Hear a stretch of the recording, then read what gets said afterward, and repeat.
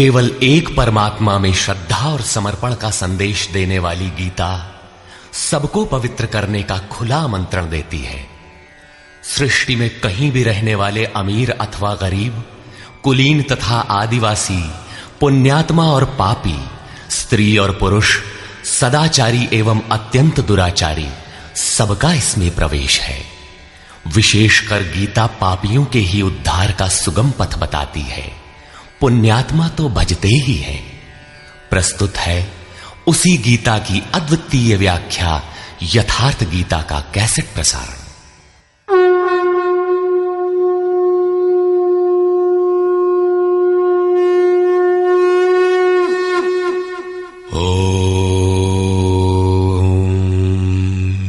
श्री परमात्मने नमः। यथार्थ गीता, श्रीमद् भगवत गीता, अथ द्वितीयो अध्यायः। प्रथम अध्याय गीता की प्रवेशिका है, जिसमें आरंभ में पथिक को प्रतीत होने वाली उलझनों का चित्रण है। लड़ने वाले संपूर्ण कौरव पांडव थे, किंतु संशय का पात्र मात्र अर्जुन है। अनुराग ही अर्जुन है। इष्ट के अनुरूप राग ही पथिक को क्षेत्र क्षेत्रज्ञ के संघर्ष के लिए प्रेरित करता है। अनुराग आरंभिक स्तर है। पूज्य महाराज जी कहते थे, सदगृहस्थ आश्रम में रहते हुए ग्लानि होने लगे, अश्रुपात होता हो, कंठ अवरुद्ध होता हो, तो समझना कि यहीं से भजन आरंभ हो गया। अनुराग में ये सब कुछ आ जाता है। उसमें धर्म, नियम, सत्संग, भाव सभी विद्यमान होंगे। अनुराग के प्रथम चरण में पारिवारिक मोह बाधक बनता है। पहले सभी चाहते हैं कि हम उस परम सत्य को प्राप्त कर लें, किंतु आगे बढ़ने पर वो देखता है कि इन मधुर संबंधों का उच्छेद करना होगा। तब हताश हो जाता है।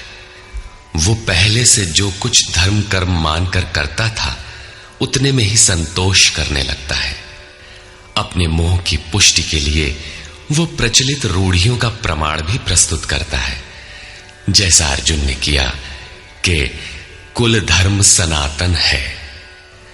युद्ध से सनातन धर्म का लोप होगा, कुल क्षय होगा, स्वैराचार फैलेगा। ये अर्जुन का उत्तर नहीं था, बल्कि सद्गुरु के सान्निध्य से पूर्व की अपनाई गई एक कुरीति मात्र थी। इन्हीं कुरीतियों में फंसकर मनुष्य पृथक पृथक धर्म, अनेक संप्रदाय, छोटे बड़े गुट और असंख्य जातियों की रचना कर लेता है। कोई नाक दबाता है, कोई कान फाड़ता है। किसी के छूने से धर्म नष्ट होता है, तो कहीं रोटी पानी से धर्म नष्ट होता है। तो क्या अछूत या छूने वालों का दोष है? कदापि नहीं। दोष हमारे भ्रमदाताओं का है।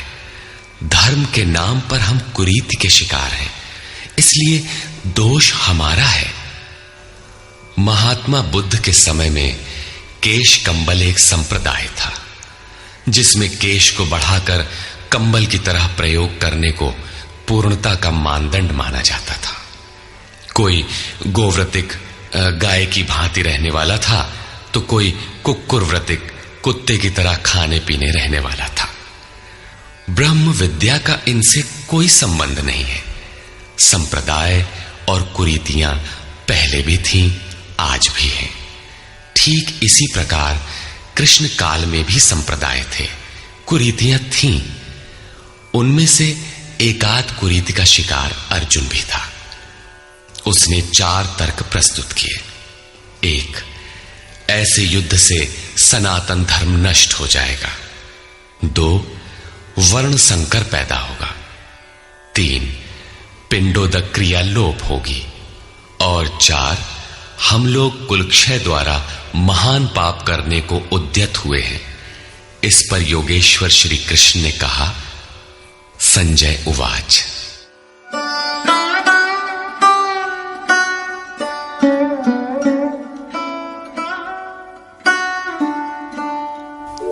तन्तथा कृपयाविष्टम् अश्रुपूर्णाकुलेक्षणम् विषीदन्तमिदं वाक्यम् उवाच मधुसूदनः। करुणा से व्याप्त अश्रुपूर्ण व्याकुल नेत्रों वाले उस अर्जुन के प्रति मधुसूदन, मद का विनाश करने वाले भगवान ने ये वचन कहा। श्री भगवान उवाच।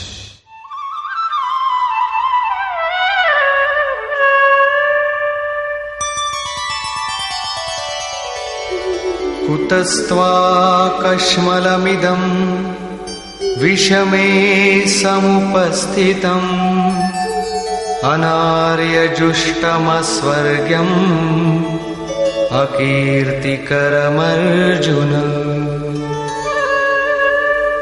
अर्जुन, इस विषम स्थल में तुझे ये अज्ञान कहां से हो गया? विषम स्थल अर्थात जिसकी समता का सृष्टि में कोई स्थल है ही नहीं, पारलौकिक है लक्ष्य जिसका, उस निर्विवाद स्थल पर तुझे अज्ञान कहां से हुआ? अज्ञान क्यों? अर्जुन तो सनातन धर्म की रक्षा के लिए कटिबद्ध है। क्या सनातन धर्म की रक्षा के लिए प्राणपण से तत्पर होना अज्ञान है? श्री कृष्ण कहते हैं, हां, ये अज्ञान है। न तो संभावित पुरुषों द्वारा इसका आचरण किया गया है, न स्वर्ग ही देने वाला है और न ये कीर्ति को ही करने वाला है। सन्मार्ग पर जो दृढ़ता पूर्वक आरूढ़ है उसे आर्य कहते हैं। परिवार के लिए मरना मिटना यदि अज्ञान न होता तो महापुरुष उस पर अवश्य चले होते। यदि कुल धर्म ही सत्य होता तो स्वर्ग और कल्याण की निःश्रेणी अवश्य बनता। ये कीर्तिदायक भी नहीं है। मीरा भजन करने लगी तो लोग कहें मीरा भई बावरी, सास कहे कुल नाशी रे। जिस परिवार, कुल और मर्यादा के लिए मीरा की सास बिलख रही थी, आज उस कुलवंती सास को कोई नहीं जानता। मीरा को विश्व जानता है। ठीक इसी प्रकार परिवार के लिए जो परेशान हैं, उनकी भी कीर्ति कब तक रहेगी? जिसमें कीर्ति नहीं, कल्याण नहीं, श्रेष्ठ पुरुषों ने भूल कर भी जिसका आचरण नहीं किया, तो सिद्ध है कि वो अज्ञान है। अतः क्लैब्यमास्मगमः पार्थ नैतत्त्वय्युपपद्यते क्षुद्रं हृदय दौर्बल्यं त्यक्त्वोत्तिष्ठ परन्तप। अर्जुन, नपुंसकता को मत प्राप्त हो। क्या अर्जुन नपुंसक था? क्या आप पुरुष हैं? नपुंसक वो है जो पौरुष से हीन हो। सब अपनी समझ से पुरुषार्थ ही तो करते हैं। किसान रात दिन खून पसीना एक करके खेत में पुरुषार्थ ही तो करता है। कोई व्यापार में पुरुषार्थ समझता है तो कोई पद का दुरुपयोग करके पुरुषार्थी बनता है। जीवन भर पुरुषार्थ करने पर भी खाली हाथ जाना पड़ता है। स्पष्ट है कि यह पुरुषार्थ नहीं है। शुद्ध पुरुषार्थ है आत्मदर्शन। गार्गी ने याज्ञवल्क्य से कहा, नपुंसक पुमान ज्ञेयो यो न वेत्ति हृदि स्थितम पुरुषम स्वप्रकाशम तस्मानंदात्मानमव्ययम्। वो पुरुष होते हुए भी नपुंसक है जो हृदयस्थ आत्मा को नहीं पहचानता। वो आत्मा ही पुरुष स्वरूप, स्वयं प्रकाश, उत्तम आनंद युक्त और अव्यक्त है। उसे पाने का प्रयास ही पौरुष है। अर्जुन, तू नपुंसकता को न प्राप्त हो, ये तेरे योग्य नहीं है। हे परम तप, हृदय की इस क्षुद्र दुर्बलता को त्याग कर युद्ध के लिए खड़ा हो। इस पर अर्जुन ने तीसरा प्रश्न प्रस्तुत किया। अर्जुन उवाच।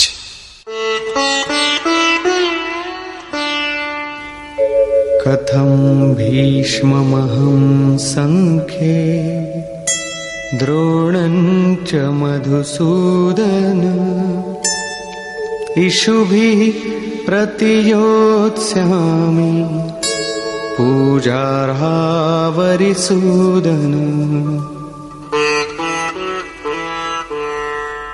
अहंकार का शमन करने वाले मधुसूदन, मैं रणभूमि में पितामह भीष्म और आचार्य द्रोण से किस प्रकार बाणों से युद्ध करूंगा, क्योंकि अरिसूदन वे दोनों ही पूजनीय हैं।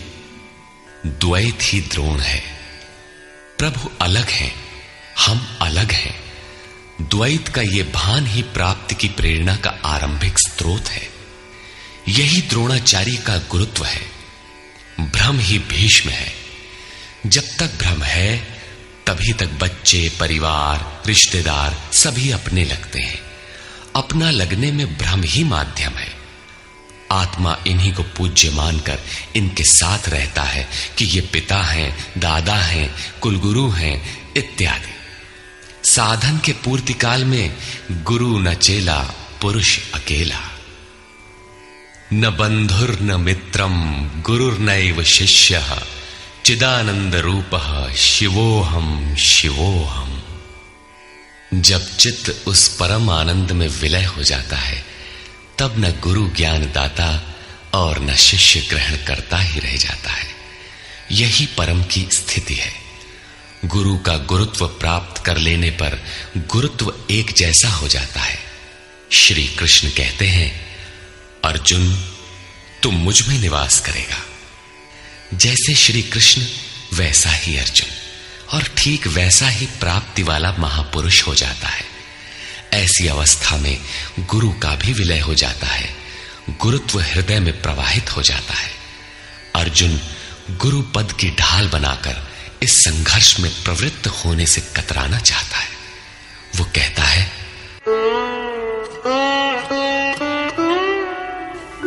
गुरून् हत्वा हि महानुभावान् श्रेयो भोक्तुं भैक्षमपीह लोके हत्वार्थकामास्तु गुरूनिहैव भुञ्जीय भोगान् रुधिरप्रदिग्धान्। इन महानुभाव गुरुजनों को न मारकर मैं इस लोक में भिक्षा का अन्न भी श्रेयस्कर समझता हूं। यहां भिक्षा का अर्थ उदर पोषण के लिए भीख मांगना नहीं, बल्कि सत्पुरुषों की टूटी फूटी सेवा द्वारा उनसे कल्याण की याचना ही भिक्षा है। अन्नम ब्रह्मेति व्यजानात्। अन्न एकमात्र परमात्मा है, जिसे प्राप्त करके आत्मा सदा के लिए तृप्त हो जाता है, कभी अतृप्त नहीं रहता।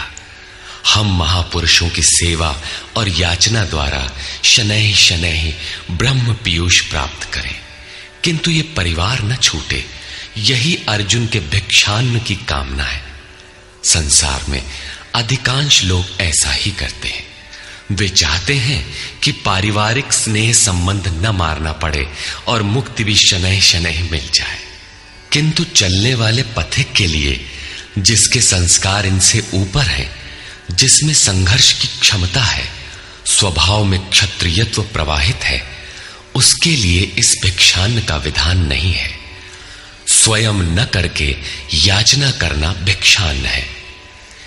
गौतम बुद्ध ने भी मध्यम निकाय के धम्म दायाद सुत्त में इस भिक्षान्न की आमिष दायाद कहकर उसे हेय माना है, जबकि शरीर यापन से सभी भिक्षु थे। इन गुरुजनों को मारकर मिलेगा क्या? इस लोक में रुधिर से सने अर्थ और काम के भोग ही तो भोगने को मिलेंगे। अर्जुन कदाचित सोचता था कि भजन से भौतिक सुखों की मात्रा में अभिवृद्धि होगी। इतना संघर्ष झेलने के बाद भी इस शरीर के पोषक अर्थ और काम के भोग ही तो मिलेंगे। वो पुनः तर्क देता है,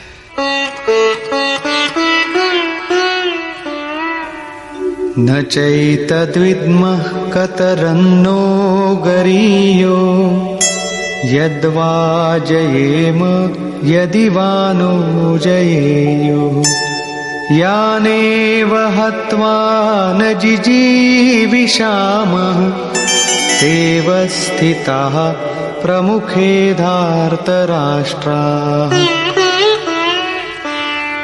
ये भी निश्चित नहीं है कि वो भोग मिलेगा ही। ये भी हम नहीं जानते कि हमारे लिए क्या करना श्रेयस्कर है, क्योंकि जो कुछ हमने कहा वो अज्ञान प्रमाणित हो गया। ये भी ज्ञात नहीं है कि हम जीतेंगे अथवा वे ही जीतेंगे। जिन्हें मारकर हम जीना भी नहीं चाहते, वे ही धृतराष्ट्र के पुत्र हमारे सामने खड़े हैं। अज्ञान रूपी धृतराष्ट्र से उत्पन्न मोह इत्यादि स्वजन समुदाय मिट ही जाएंगे, तब हम जीकर ही क्या करेंगे। अर्जुन पुनः सोचता है कि जो कुछ हमने कहा कदाचित ये भी अज्ञान हो, अतः प्रार्थना करता है। कार्पण्यदोषोपहतः स्वभावः पृच्छामि त्वां धर्मसम्मूढचेताः यच्छ्रेयस्यान्निश्चितं ब्रूहि तन्मे शिष्यस्तेऽहं शाधि मां त्वां प्रपन्नम्।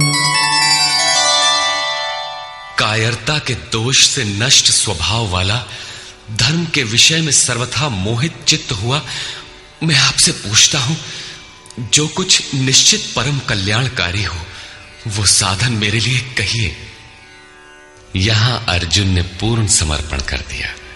अभी तक वो श्री कृष्ण को अपने स्तर का ही समझता था, अनेक विद्याओं में अपने को कुछ आगे ही मानता था। यहां उसने अपनी बागडोर श्री कृष्ण को वस्तुतः सौंप दी। सद्गुरु पूर्ति पर्यंत हृदय में रहकर साधक के साथ चलते हैं। यदि वे साथ न रहे तो साधक पार न हो।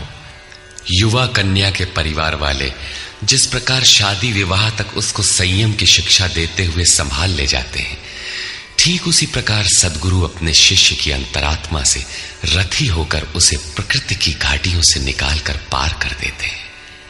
अर्जुन निवेदन करता है कि भगवान, एक बात और है। नहि प्रपश्यामि ममापनुद्यात्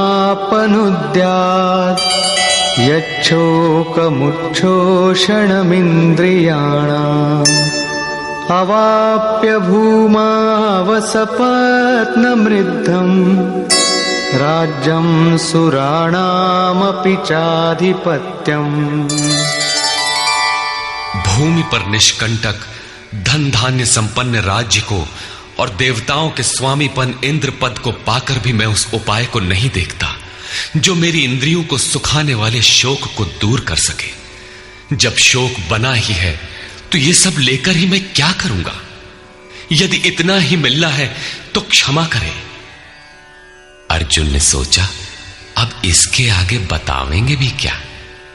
संजय उवाच। एवमुक्त्वा ऋषिकेशं गुडाकेशः परन्तप न योत्स्यैति गोविन्दम् उक्त्वा तूष्णीं बभूवः। संजय बोला, हे राजन, मोह निशाजयी अर्जुन ने हृदय के सर्वज्ञ श्री कृष्ण से ये कहकर कि गोविंद, मैं युद्ध नहीं करूंगा, चुप हो गया।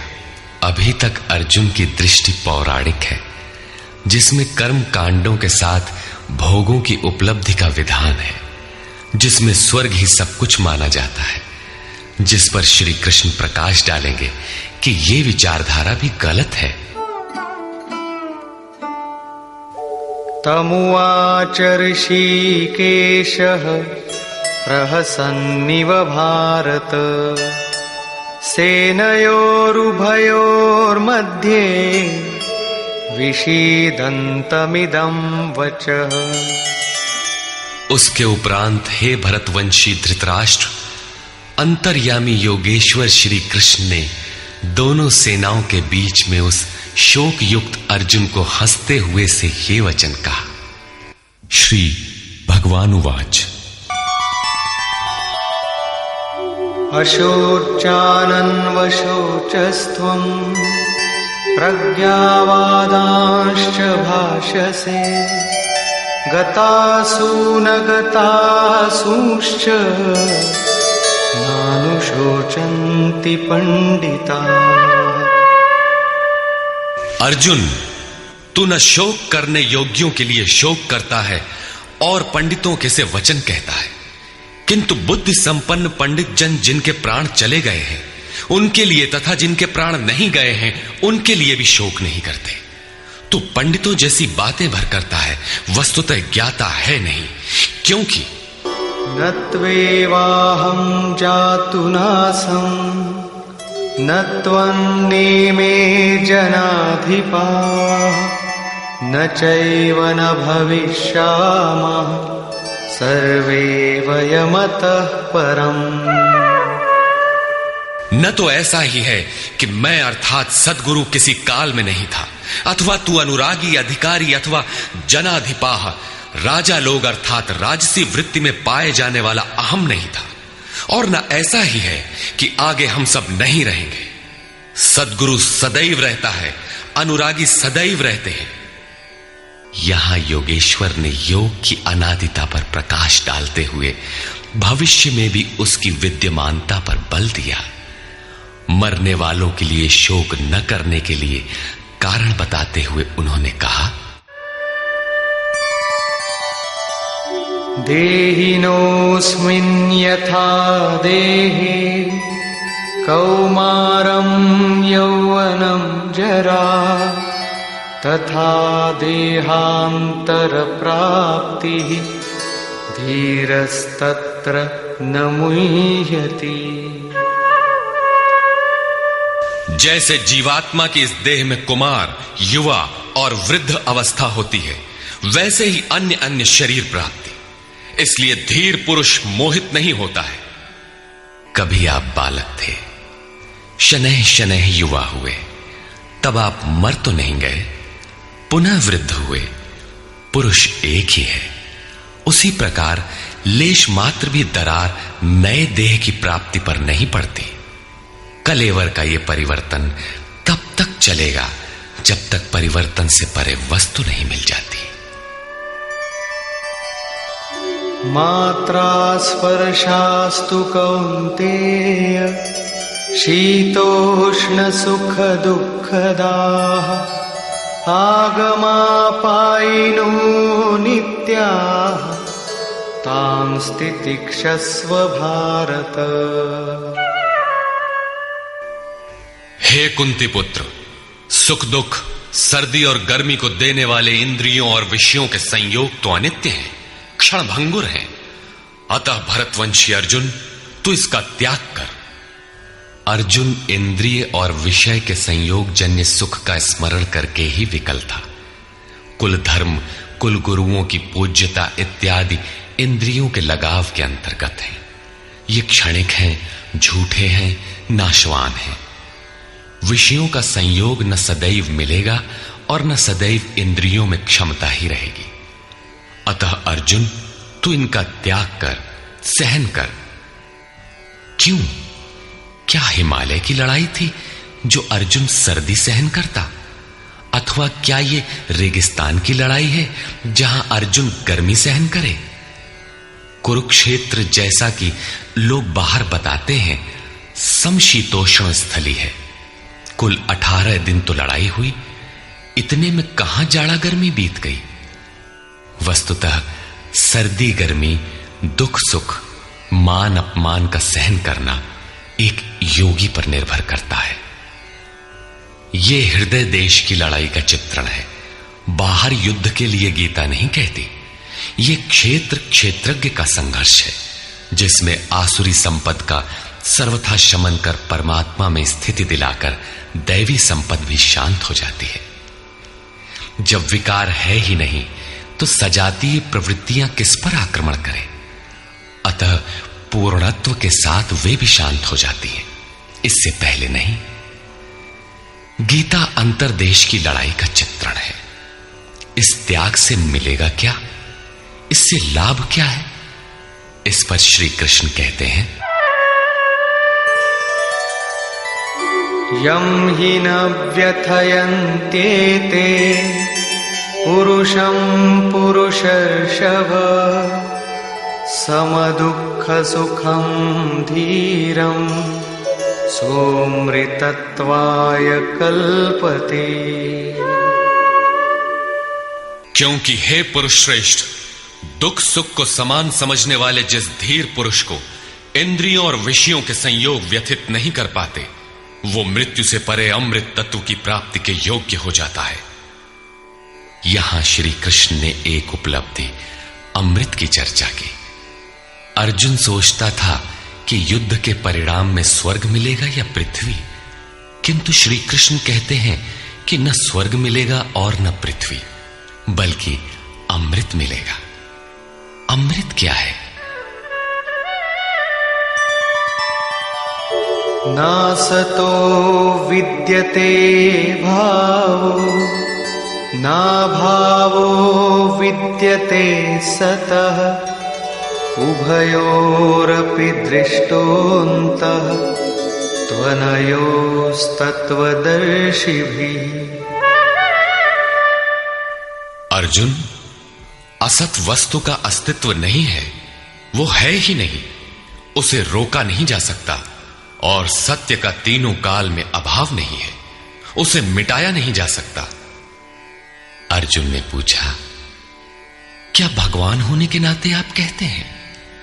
श्री कृष्ण ने बताया, मैं तो कहता ही हूं, इन दोनों का यह अंतर हमारे साथ साथ तत्वदर्शियों द्वारा भी देखा गया है। श्री कृष्ण ने वही सत्य दोहराया जो तत्वदर्शियों ने कभी देख लिया था। श्री कृष्ण भी एक तत्वदर्शी महापुरुष थे। परम तत्व परमात्मा का प्रत्यक्ष दर्शन करके उसमें स्थिति वाले तत्वदर्शी कहलाते हैं। सत और असत हैं क्या, इस पर कहते हैं, अविनाशी तु तद्विद्धि येन सर्वमिदं ततं विनाशमव्ययस्यास्य न कश्चित् कर्तुमर्हति। नाश रहित तो वो है जिससे ये संपूर्ण जगत व्याप्त है। इस अव्ययस्य अविनाशी का विनाश करने में कोई समर्थ नहीं है। किंतु इस अविनाशी अमृत का नाम क्या है, वो है कौन? अंतवंत इमे देहा नित्यस्योक्ता शरीरिणः अनाशिनो प्रमेयस्य तस्माद्युध्यस्व भारत। अविनाशी अप्रमेय नित्य स्वरूप आत्मा के ये सभी शरीर नाशवान कहे गए हैं। इसलिए भरतवंशी अर्जुन, तू युद्ध कर। आत्मा ही अमृत है, आत्मा ही अविनाशी है जिसका तीनों कालों में नाश नहीं होता। आत्मा ही सत है, शरीर नाशवान है, यही असत है जिसका तीनों कालों में अस्तित्व नहीं है। शरीर नाशवान है, इसलिए तू युद्ध कर। इस आदेश से यह स्पष्ट नहीं होता कि अर्जुन केवल कौरवों को मारे। पांडव पक्ष में भी तो शरीर ही खड़े थे। क्या पांडव के शरीर अविनाशी थे? यदि शरीर नाशवान है तो श्री कृष्ण किसकी रक्षा में खड़े थे? क्या अर्जुन कोई शरीरधारी था? शरीर जो असत है, जिसका अस्तित्व नहीं है, जिसे रोका नहीं जा सकता, क्या श्री कृष्ण उस शरीर की रक्षा में खड़े हैं? यदि ऐसा है तो वे भी अविवेकी और मूढ़ हैं, क्योंकि आगे श्री कृष्ण स्वयं कहते हैं कि जो केवल शरीर के लिए ही पचता है, श्रम करता है, वो अविवेकी और मूढ़ बुद्धि है। वो पापायु पुरुष व्यर्थ ही जीता है। अंततः अर्जुन कौन था? वस्तुतः अनुराग ही अर्जुन है। अनुरागी के लिए इष्ट सदैव रथी बनकर साथ में रहते हैं, सखा की भांति उसका मार्गदर्शन करते हैं। आप शरीर नहीं हैं। शरीर तो आवरण है, रहने का मकान है। उसमें रहने वाला अनुराग पूरित आत्मा है। भौतिक युद्ध, मारने काटने से शरीरों का अंत नहीं होता। ये शरीर छूटेगा तो आत्मा दूसरा शरीर धारण कर लेगा। इसी संदर्भ में श्री कृष्ण कह चुके हैं कि जिस प्रकार बाल्यकाल से युवा या वृद्धावस्था आती है, उसी प्रकार देहांतर की प्राप्ति होती है। शरीर काटेंगे तो जीवात्मा नया वस्त्र बदल लेगा। शरीर संस्कारों के आश्रित है और संस्कार मन पर आधारित है। मन एव मनुष्याणाम कारणम बंध मोक्षयोः। मन का सर्वथा निरोध होना, अचल स्थिर ठहरना और अंतिम संस्कार का विलय एक ही क्रिया है। संस्कारों की सतह का टूट जाना ही शरीरों का अंत है। इसे तोड़ने के लिए आपको आराधना करनी होगी, जिसे श्री कृष्ण ने कर्म या निष्काम कर्मयोग की संज्ञा दी है। कृष्ण ने स्थान स्थान पर अर्जुन को युद्ध की प्रेरणा दी, किंतु एक भी श्लोक ऐसा नहीं है जो भौतिक युद्ध या मार काट का समर्थन करता हो। यह युद्ध सजातीय विजातीय प्रवृत्तियों का है, अंतर्देश में है।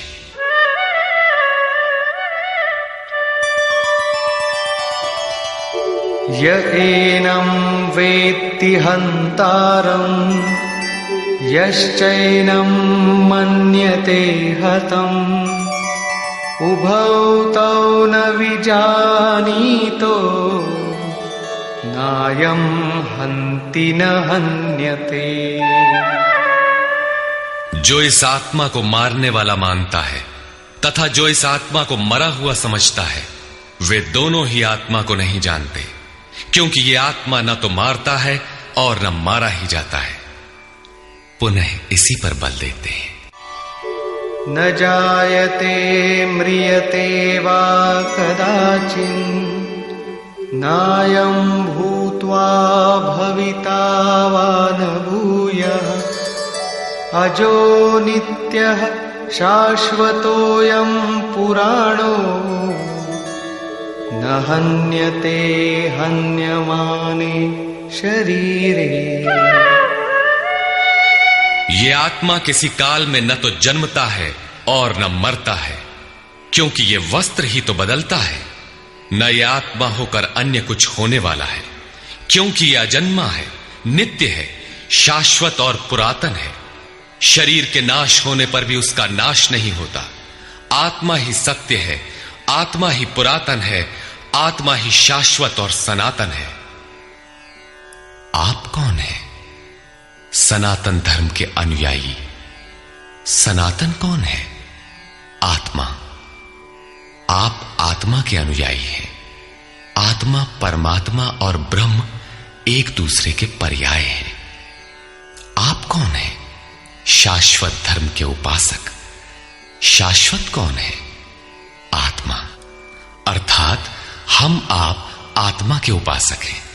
यदि आप आत्मिक पथ को नहीं जानते तो आपके पास शाश्वत सनातन नाम की कोई वस्तु नहीं है। उसके लिए आप आहें भरते हैं तो प्रत्याशी अवश्य है, किंतु सनातन धर्मी नहीं है। सनातन धर्म के नाम पर किसी कुरीति के शिकार हैं। देश विदेश में मानव मात्र में आत्मा एक ही जैसा है। इसलिए विश्व में कहीं भी कोई आत्मा की स्थिति दिलाने वाली क्रिया जानता है और उस पर चलने के लिए प्रयत्नशील है, तो वो सनातन धर्मी है। चाहे वो अपने को ईसाई, मुसलमान, यहूदी या कुछ भी क्यों न कह ले। वेदा विनाशिनं नित्यं य एनमजमव्ययम् कथं स पुरुषः पार्थ कं घातयति हन्तिकम्। पार्थिव शरीर को रथ बनाकर ब्रह्म रूपी लक्ष्य पर अचूक निशाना लगाने वाला पृथा पुत्र अर्जुन, जो पुरुष इस आत्मा को नाश रहित, नित्य, अजन्मा और अव्यक्त जानता है, वो पुरुष कैसे किसी को मरवाता है और कैसे किसी को मारता है। अविनाशी का विनाश असंभव है, अजन्मा जन्म नहीं लेता, अतः शरीर के लिए शोक नहीं करना चाहिए। इसी को उदाहरण से स्पष्ट करते हैं।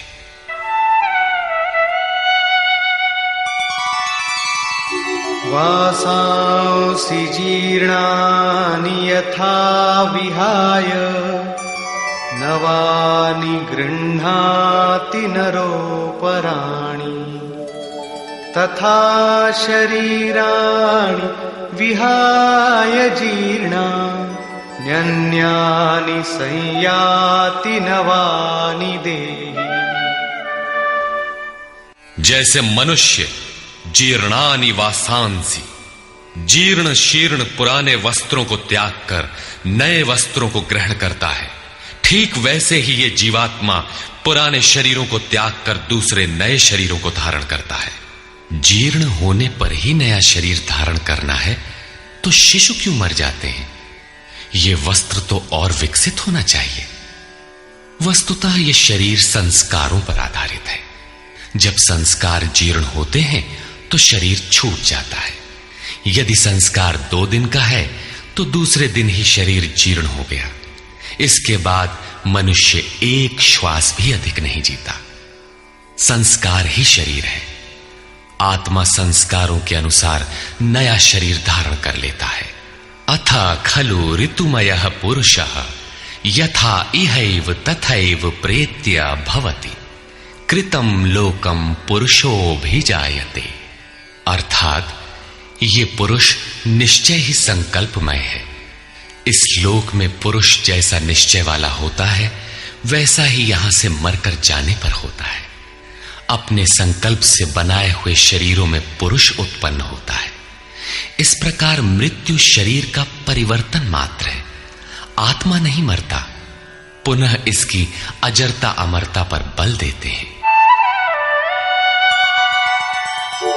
नैनं छिन्दन्ति शस्त्राणि नैनं दहति पावकः न चैनं क्लेदयन्त्यापो न शोषयति मारुतः। अर्जुन, इस आत्मा को शस्त्रादि नहीं काटते, अग्नि से जला नहीं सकता, जल इसे गीला नहीं कर सकता और न वायु इसे सुखा ही सकता है। अच्छेद्यो यमदाह्योऽयम् अक्लेद्यो शोष्यैव च नित्यः सर्वगतः स्थाणुः अचलोऽयं सनातनः। ये आत्मा अच्छेद्य है, इसे छेदा नहीं जा सकता।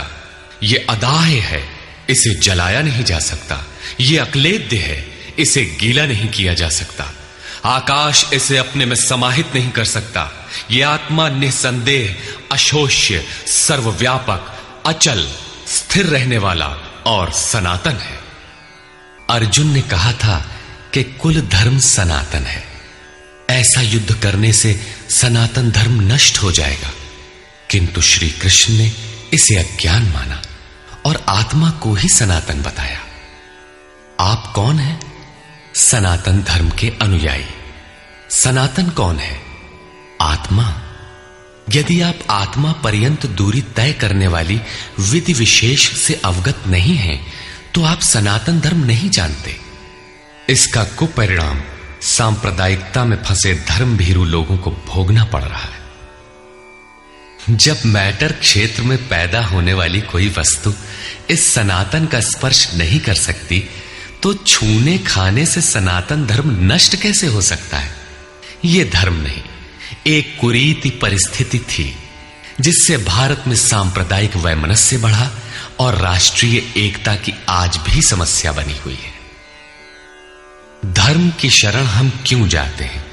क्योंकि हम मरण धर्मा हैं और धर्म कोई ठोस चीज है जिसकी शरण जाकर हम भी अमर हो जाएं। हम तो मारने से मरेंगे और ये धर्म केवल छूने और खाने से मर जाएगा, तो हमारी क्या रक्षा करेगा? धर्म तो आपकी रक्षा करता है, आपसे शक्तिशाली है। आप तलवार से मरेंगे और धर्म वो छूने से नष्ट हो गया। कैसा है आपका धर्म? कुरीतियां नष्ट होती हैं, न कि सनातन। सनातन तो ऐसी ठोस वस्तु है जिसे शस्त्र नहीं काटते, अग्नि जला नहीं सकता, जल इसे गीला नहीं कर सकता। खान पान तो दूर, प्रकृति में उत्पन्न कोई वस्तु उसका स्पर्श भी नहीं कर पाती, तो वो सनातन नष्ट कैसे हो गया? ऐसी ही कतिपय कुरीतियां अर्जुन काल में भी थी। उनका शिकार अर्जुन भी था। उसने विलाप करते हुए गिड़गिड़ा कर कहा कि कुल धर्म सनातन है, युद्ध से सनातन धर्म नष्ट हो जाएगा। कुल धर्म नष्ट होने से हम अनंत काल तक नरक में चले जाएंगे। किंतु श्री कृष्ण ने कहा, तुझे ये अज्ञान कहां से उत्पन्न हो गया? सिद्ध है कि वो कोई कुरीति थी। तभी तो श्री कृष्ण ने उसका निराकरण किया और बताया कि आत्मा ही सनातन है। यदि आप आत्मिक पथ नहीं जानते तो सनातन धर्म में आपका अभी तक प्रवेश नहीं हुआ है। जब यह सनातन शाश्वत आत्मा सबके अंदर व्याप्त है तो खोजा किसे जाए? इस पर श्री कृष्ण कहते हैं,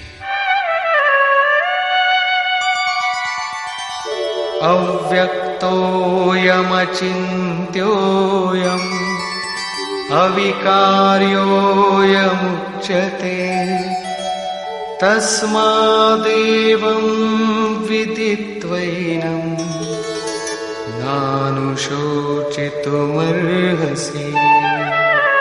ये आत्मा अव्यक्त अर्थात इंद्रियों का विषय नहीं है। इंद्रियों के द्वारा इसे समझा नहीं जा सकता। जब तक इंद्रियों और विषयों का संयोग है तब तक आत्मा तो है, किंतु उसे समझा नहीं जा सकता। वो अचिंत्य है। जब तक चित्त और चित्त की लहर है तब तक वो शाश्वत है तो, किंतु हमारे दर्शन, उपभोग और प्रवेश के लिए नहीं है। अतः चित्त का निरोध करे। पीछे श्री कृष्ण बता आए हैं कि असत वस्तु का अस्तित्व नहीं है और सत का तीनों कालों में अभाव नहीं है। वो सत है आत्मा।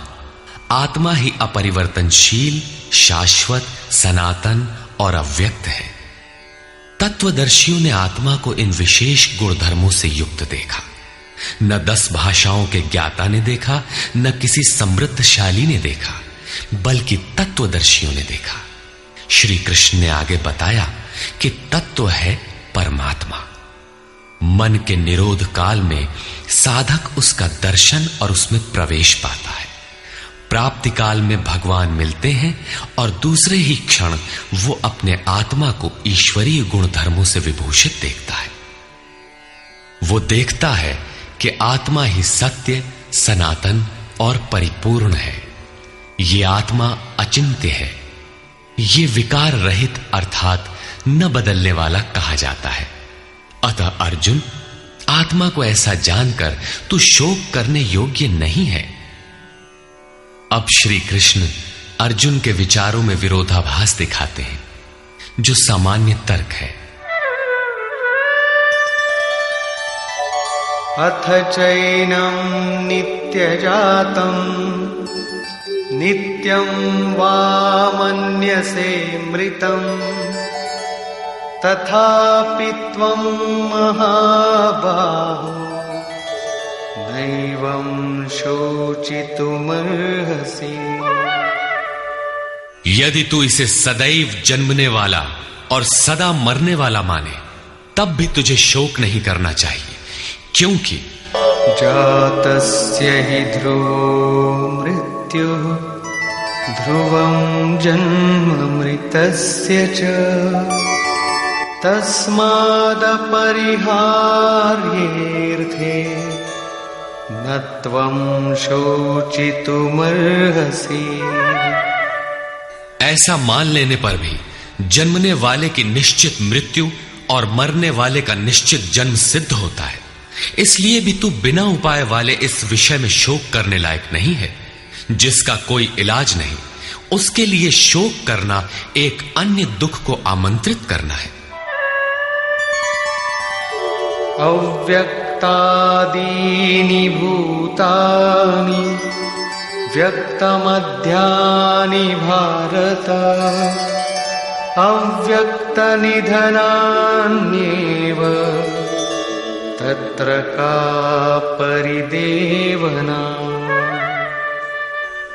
अर्जुन, संपूर्ण प्राणी जन्म से पहले बिना शरीर वाले और मरने के बाद भी बिना शरीर वाले, जन्म के पूर्व और पश्चात भी दिखाई नहीं पड़ते, केवल जन्म मृत्यु के बीच में ही शरीर धारण किए हुए दिखाई देते हैं। अतः इस परिवर्तन के लिए व्यर्थ की चिंता क्यों करते हो? इस आत्मा को देखता कौन है? इस पर कहते हैं, आश्चर्यवत् पश्यति कश्चिदेनम् आश्चर्यवद् वदति तथैव चान्यः आश्चर्यवच्चैनमन्यः शृणोति श्रुत्वाप्येनं वेद न चैव कश्चित्। पहले श्री कृष्ण ने कहा था कि इस आत्मा को तत्वदर्शियों ने देखा है। अब तत्व दर्शन की दुर्लभता पर प्रकाश डालते हैं कि कोई विरला महापुरुष ही इस आत्मा को आश्चर्य की तरह देखता है, सुनता नहीं प्रत्यक्ष देखता है। और वैसे ही दूसरा कोई महापुरुष ही आश्चर्य की तरह इसके तत्व को कहता है। जिसने देखा है वही यथार्थ कह सकता है। दूसरा कोई विरला साधक इसे आश्चर्य की भांति सुनता है। सब सुनते भी नहीं, क्योंकि ये अधिकारी के लिए ही है। हे अर्जुन, कोई कोई तो सुनकर भी इस आत्मा को नहीं जान पाते, क्योंकि साधन पार नहीं लगता। आप लाख ज्ञान की बातें सुने, समझें, बाल की खाल निकाल कर समझें, लालायित भी रहें, किंतु मोह बड़ा प्रबल है। थोड़ी देर बाद ही आप अपनी सांसारिक व्यवस्थाओं में लिप्त मिलेंगे। अंत में श्री कृष्ण निर्णय देते हैं, देही नित्यमवध्योऽयं देहे सर्वस्य भारत तस्मात् सर्वाणि भूतानि न त्वं शोचितुमर्हसि। अर्जुन, ये आत्मा सबके शरीर में सदैव अवध्य है, अकाट्य है। इसलिए संपूर्ण भूत प्राणियों के लिए तो शोक करने योग्य नहीं है। आत्मा ही सनातन है। इस तथ्य का प्रतिपादन करके, इसका प्रभुता सहित वर्णन करके यह प्रश्न यहीं पूरा हो जाता है। अब प्रश्न खड़ा होता है कि इसकी प्राप्ति कैसे हो। संपूर्ण गीता में इसके लिए दो ही मार्ग हैं। पहला निष्काम कर्म योग और दूसरा ज्ञान योग। दोनों मार्गों में किया जाने वाला कर्म एक ही है। उस कर्म की अनिवार्यता पर बल देते हुए योगेश्वर श्री कृष्ण ज्ञान योग के विषय में कहते हैं, स्वधर्ममपि चावेक्ष न विकम्पितुमर्हसि धर्म्याद्धियुद्धात् श्रेयोऽन्यत् क्षत्रियस्य न विद्यते। अर्जुन, स्वधर्म देखकर भी तू भय करने योग्य नहीं है, क्योंकि धर्म संयुक्त युद्ध से बढ़कर अन्य कोई परम कल्याणकारी मार्ग क्षत्रिय के लिए नहीं है। अभी तक तो आत्मा शाश्वत है, आत्मा सनातन है, वही एकमात्र धर्म है कहा गया है। अब ये स्वधर्म कैसा? धर्म तो एकमात्र आत्मा ही है, वो तो अचल स्थिर है, तो धर्माचरण क्या? किंतु इस आत्म पथ में प्रवृत्त होने की क्षमता हर व्यक्ति की अलग अलग होती है। स्वभाव से उत्पन्न इस क्षमता को स्वधर्म कहा गया है। इसी एक सनातन आत्मिक पथ पर चलने वाले साधकों को महापुरुष ने स्वभाव से उनकी क्षमता के अनुसार 4 श्रेणियों में बांटा: शूद्र, वैश्य, क्षत्रिय और ब्राह्मण। साधना की प्रारंभिक अवस्था में प्रत्येक साधक शूद्र अर्थात अल्पज्ञ होता है। घंटों भजन में बैठने पर वो 10 मिनट भी अपने पक्ष में नहीं पाता। वो प्रकृति के माया जाल को काट नहीं पाता। इस अवस्था में महापुरुष की सेवा से उसके स्वभाव में सद्गुण आते हैं। वो वैश्य श्रेणी का साधक बन जाता है। आत्मिक संपत्ति ही स्थिर संपत्ति है। इसका वो शनैः शनैः संग्रह और गोपालन अर्थात इंद्रियों की सुरक्षा करने में सक्षम हो जाता है। काम क्रोध इत्यादि से इंद्रियों की हिंसा होती है तथा विवेक वैराग्य से इनकी सुरक्षा होती है, किंतु प्रकृति को निर्बीज करने की क्षमता उसमें नहीं होती।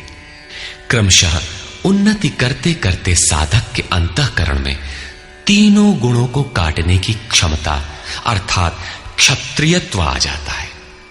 इसी स्तर पर प्रकृति और उसके विकारों को नाश करने की क्षमता आ जाती है। इसलिए युद्ध यहीं से आरंभ होता है।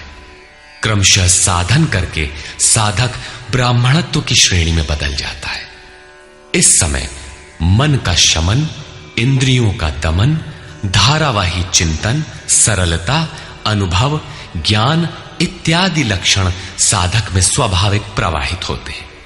इन्हीं के अनुष्ठान से चलकर क्रमशः वो ब्रह्म में प्रवेश पा जाता है, जहां वो ब्राह्मण भी नहीं रह जाता। विदेह राजा जनक की सभा में महर्षि याज्ञवल्क्य ने चाक्रायण, उशस्ति, कहोल, आरुणि, उद्यालक और गार्गी के प्रश्नों का समाधान करते हुए बताया कि आत्म साक्षात्कार का पूर्णतया संपादन करने वाला ही ब्राह्मण होता है। ये आत्मा ही लोक परलोक और समस्त प्राणियों को भीतर से नियमित करता है। सूर्य, चंद्रमा, पृथ्वी, जल, वायु, अग्नि, तारागण, अंतरिक्ष, आकाश एवं प्रत्येक क्षण इस आत्मा के ही प्रशासन में है। ये तुम्हारा आत्मा अंतर्यामी अमृत है। आत्मा अक्षर है, इससे भिन्न सब नाशवान है। जो कोई इसी लोक में इस अक्षर को न जानकर हवन करता है, तप करता है, हजारों वर्षों तक यज्ञ करता है, उसका ये सब कर्म नाशवान है। जो कोई भी इस अक्षर को जाने बिना इस लोक से मरकर जाता है, वो दयनीय है, कृपण है, और जो इस अक्षर को जानकर इस लोक से मरकर जाता है, वो ब्राह्मण है। अर्जुन क्षत्रिय श्रेणी का साधक है। श्री कृष्ण कहते हैं कि क्षत्रिय श्रेणी के साधक के लिए युद्ध के अतिरिक्त कोई कल्याणकारक रास्ता है ही नहीं। प्रश्न उठता है कि क्षत्रिय है क्या? प्रायः लोग इसका आशय समाज में जन्मना उत्पन्न ब्राह्मण, क्षत्रिय, वैश्य, शूद्र जातियों से लेते हैं। इन्हें ही 4 वर्ण मान लिया जाता है, किंतु नहीं। शास्त्रकार ने स्वयं बताया है कि क्षत्रिय क्या है, वर्ण क्या है। यहां उन्होंने केवल क्षत्रिय का नाम लिया और आगे 18वें अध्याय तक इस प्रश्न का समाधान प्रस्तुत किया कि वस्तुतः ये वर्ण हैं क्या और कैसे इनमें परिवर्तन होता है। श्री कृष्ण ने कहा, चातुर्वर्ण्यम मया सृष्टम, 4 वर्णों की सृष्टि मैंने की, तो क्या मनुष्यों को बांटा?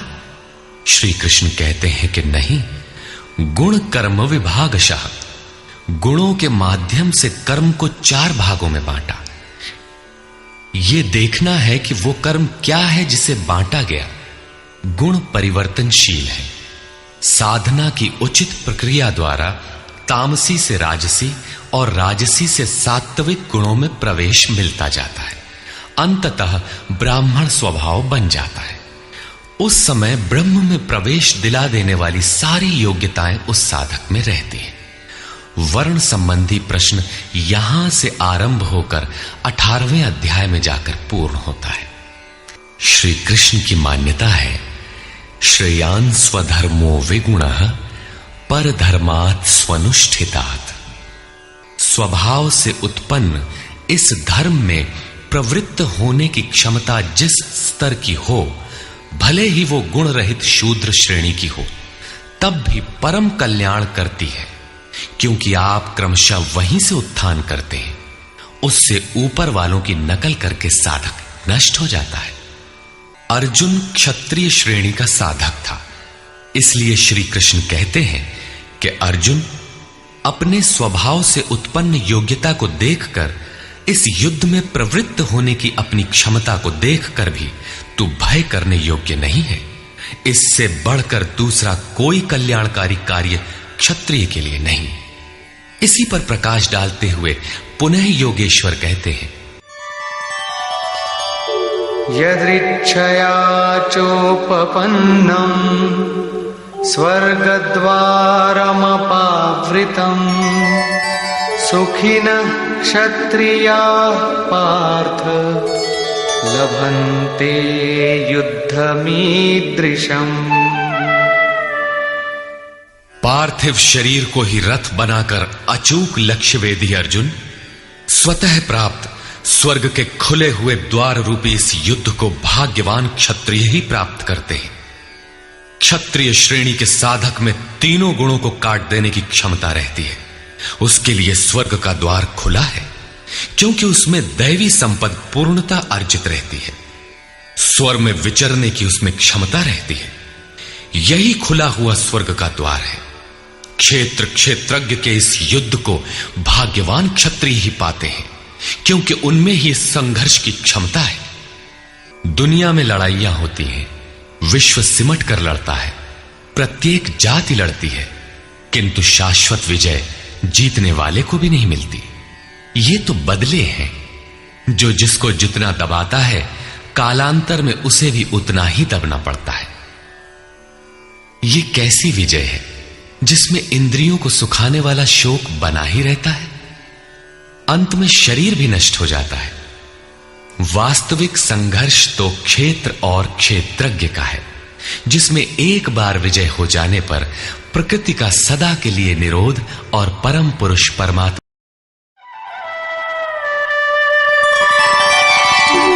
अथ चेत्त्वमिमं धर्म्यं संग्रामं न करिष्यसि ततः स्वधर्मं कीर्तिं च हित्वा पापमवाप्स्यसि।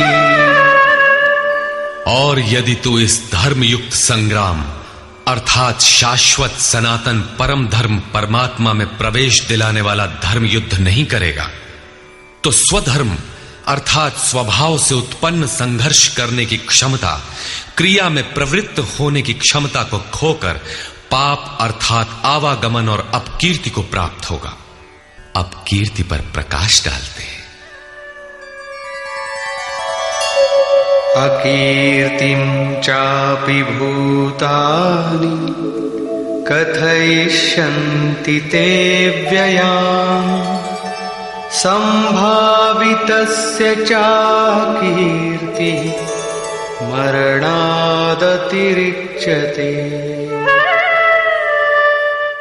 सब लोग बहुत काल तक तेरी अपकीर्ति का कथन करेंगे। आज भी पदच्युत होने वाले महात्माओं में विश्वामित्र, पाराशर, निमि, श्रृंगी इत्यादि की गणना होती है। बहुत से साधक अपने धर्म पर विचार करते हैं, सोचते हैं कि लोग हमें क्या कहेंगे। ऐसा भाव भी साधना में सहायक होता है। इससे साधना में लगे रहने की प्रेरणा मिलती है। कुछ दूरी तक यह भाव भी साथ देता है। माननीय पुरुषों के लिए अपकीर्ति मरण से भी बढ़कर होती है। भयाद्रणादुपरतम् मौस्यन्ते त्वां महारथाः येषां च त्वं बहुमतो भूत्वा यास्यसि लाघवम्। जिन महारथियों की निगाह में तू बहुत माननीय होकर अब तुच्छता को प्राप्त होगा, वे महारथी लोग तुझे भय के कारण युद्ध से उपराम हुआ मानेंगे। महारथी कौन?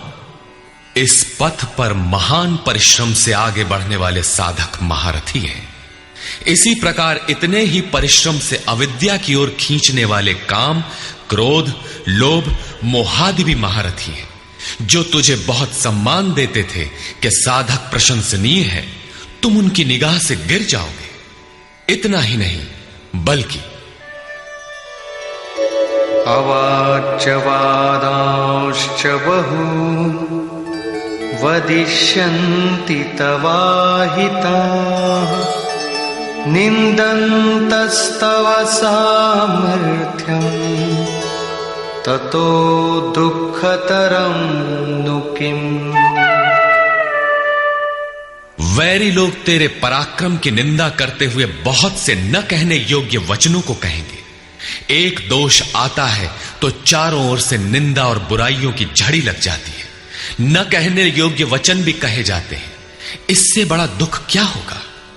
अतः हतो वा प्राप्स्यसि स्वर्गम् जित्वा वा भोक्ष्यसे महीम् तस्मादुत्तिष्ठ कौन्तेय युद्धाय कृतनिश्चयः।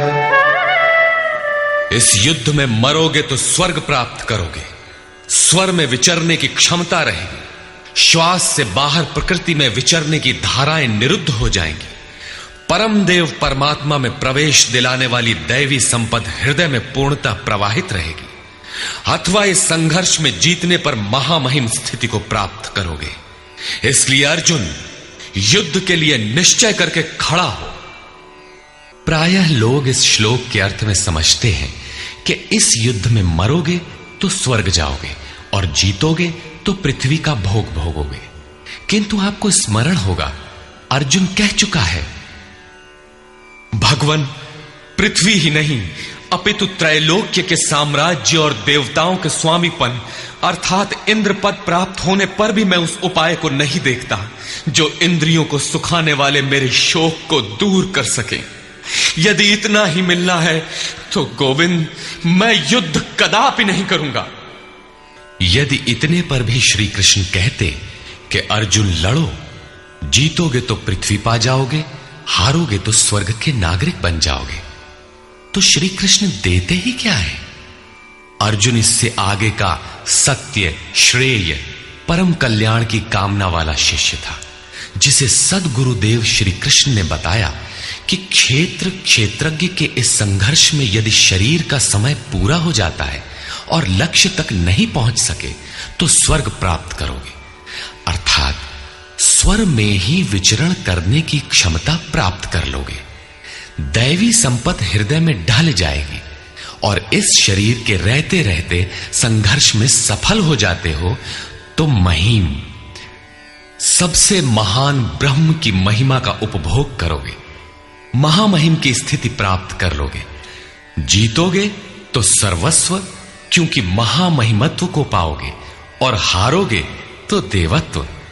दोनों हाथों में लड्डू रहेंगे, लाभ में भी लाभ और हानि में भी लाभ ही है।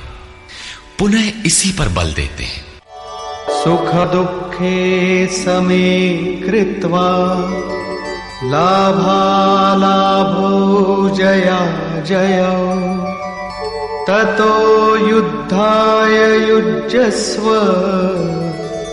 नैवं पापमवाप्स्यसि। इस प्रकार सुख दुख, लाभ हानि, जय पराजय को समान समझकर तू युद्ध के लिए तैयार हो। युद्ध करने से तू पाप को प्राप्त नहीं होगा, अर्थात सुख में सर्वस्व और दुख में भी देवत्व है। लाभ में महिम की स्थिति अर्थात सर्वस्व और हानि में भी देवत्व है। जय में महामहिम स्थिति और पराजय में भी दैवी संपत्ति पर अधिकार है। इस प्रकार अपने लाभ हानि को भली प्रकार स्वयं समझकर तू युद्ध के लिए तैयार हो। लड़ने में ही दोनों वस्तुएं हैं। लड़ोगे तो पाप अर्थात आवागमन को प्राप्त नहीं होगे, अतः तू युद्ध के लिए तैयार हो। एषा ते विहिता सांख्ये बुद्धिर्योगे त्विमां शृणु बुद्ध्या युक्तो यया पार्थ कर्मबन्धं प्रहास्यसि। पार्थ, ये बुद्धि तेरे लिए ज्ञान योग के विषय में कही गई है। कौन सी बुद्धि? यही कि युद्ध कर, ज्ञान योग में इतना ही है कि अपनी हस्ती को देखकर लाभ हानि का भली प्रकार विचार करके कि जीतेंगे तो महामहिम स्थिति और हारेंगे तो देवत्व, जय में सर्वस्व और पराजय में भी देवत्व, दोनों तरह लाभ है। युद्ध नहीं करेंगे तो सभी हमें बुरा कहेंगे, भय से उपराम हुआ मानेंगे, अपकीर्ति होगी। इस प्रकार अपने अस्तित्व को सामने रखकर स्वयं विचार कर युद्ध में अग्रसर होना ही ज्ञान योग है। प्रायः लोगों में भ्रांति है कि ज्ञान मार्ग में कर्म युद्ध नहीं करना पड़ता। वे कहते हैं कि ज्ञान मार्ग में कर्म नहीं है, मैं तो शुद्ध हूं, बुद्ध हूं, चैतन्य हूं, अहम ब्रह्मास्मि। गुण ही गुण में बरतते हैं, ऐसा मानकर हाथ पर हाथ रखकर बैठ जाते हैं। योगेश्वर श्री कृष्ण के अनुसार यह ज्ञान योग नहीं है। ज्ञान योग में भी वही कर्म करना है जो निष्काम कर्म योग में किया जाता है। दोनों में केवल बुद्धि का, दृष्टिकोण का अंतर है। ज्ञान मार्गी अपनी स्थिति समझकर अपने पर निर्भर होकर कर्म करता है, जबकि निष्काम कर्मयोगी इष्ट के आश्रित होकर कर्म करता है। करना दोनों मार्गों में है और वो कर्म भी एक ही है जिसे दोनों मार्गों में किया जाना है। केवल कर्म करने के दृष्टिकोण दो हैं। अर्जुन, इसी बुद्धि को अब तू कर्म योग के विषय में सुन, जिससे युक्त हुआ तू कर्मों के बंधन का अच्छी तरह नाश करेगा। यहां श्री कृष्ण ने कर्म का नाम पहली बार लिया, लेकिन यह नहीं बताया कि कर्म है क्या। अब कर्म न बताकर पहले कर्म की विशेषताओं पर प्रकाश डालते हैं।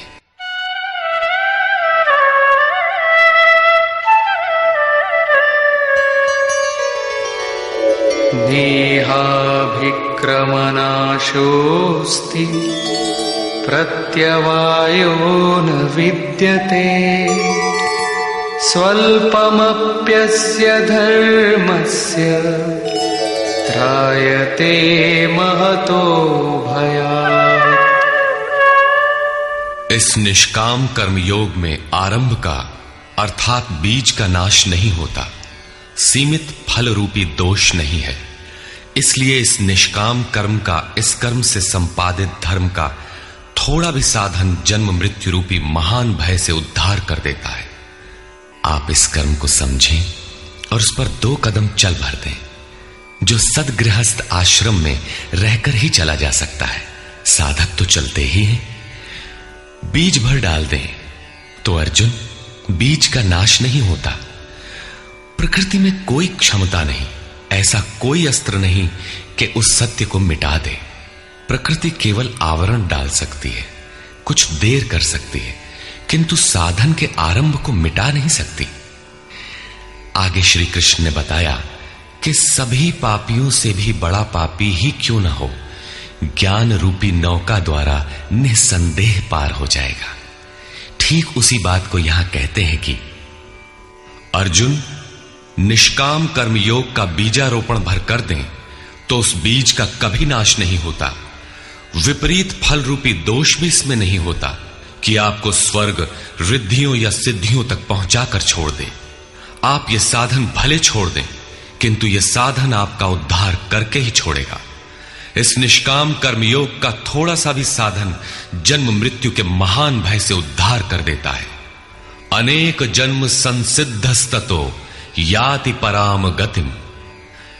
कर्म का यह बीजारोपण अनेक जन्म के पश्चात वहीं खड़ा कर देगा जहां परम धाम है, परम गति है। इसी क्रम में आगे कहते हैं, व्यवसायात्मिका बुद्धि एकेह कुरु नंदन बहुशाखा ह्यनन्ताश्च बुद्धयो व्यवसायिनाम्।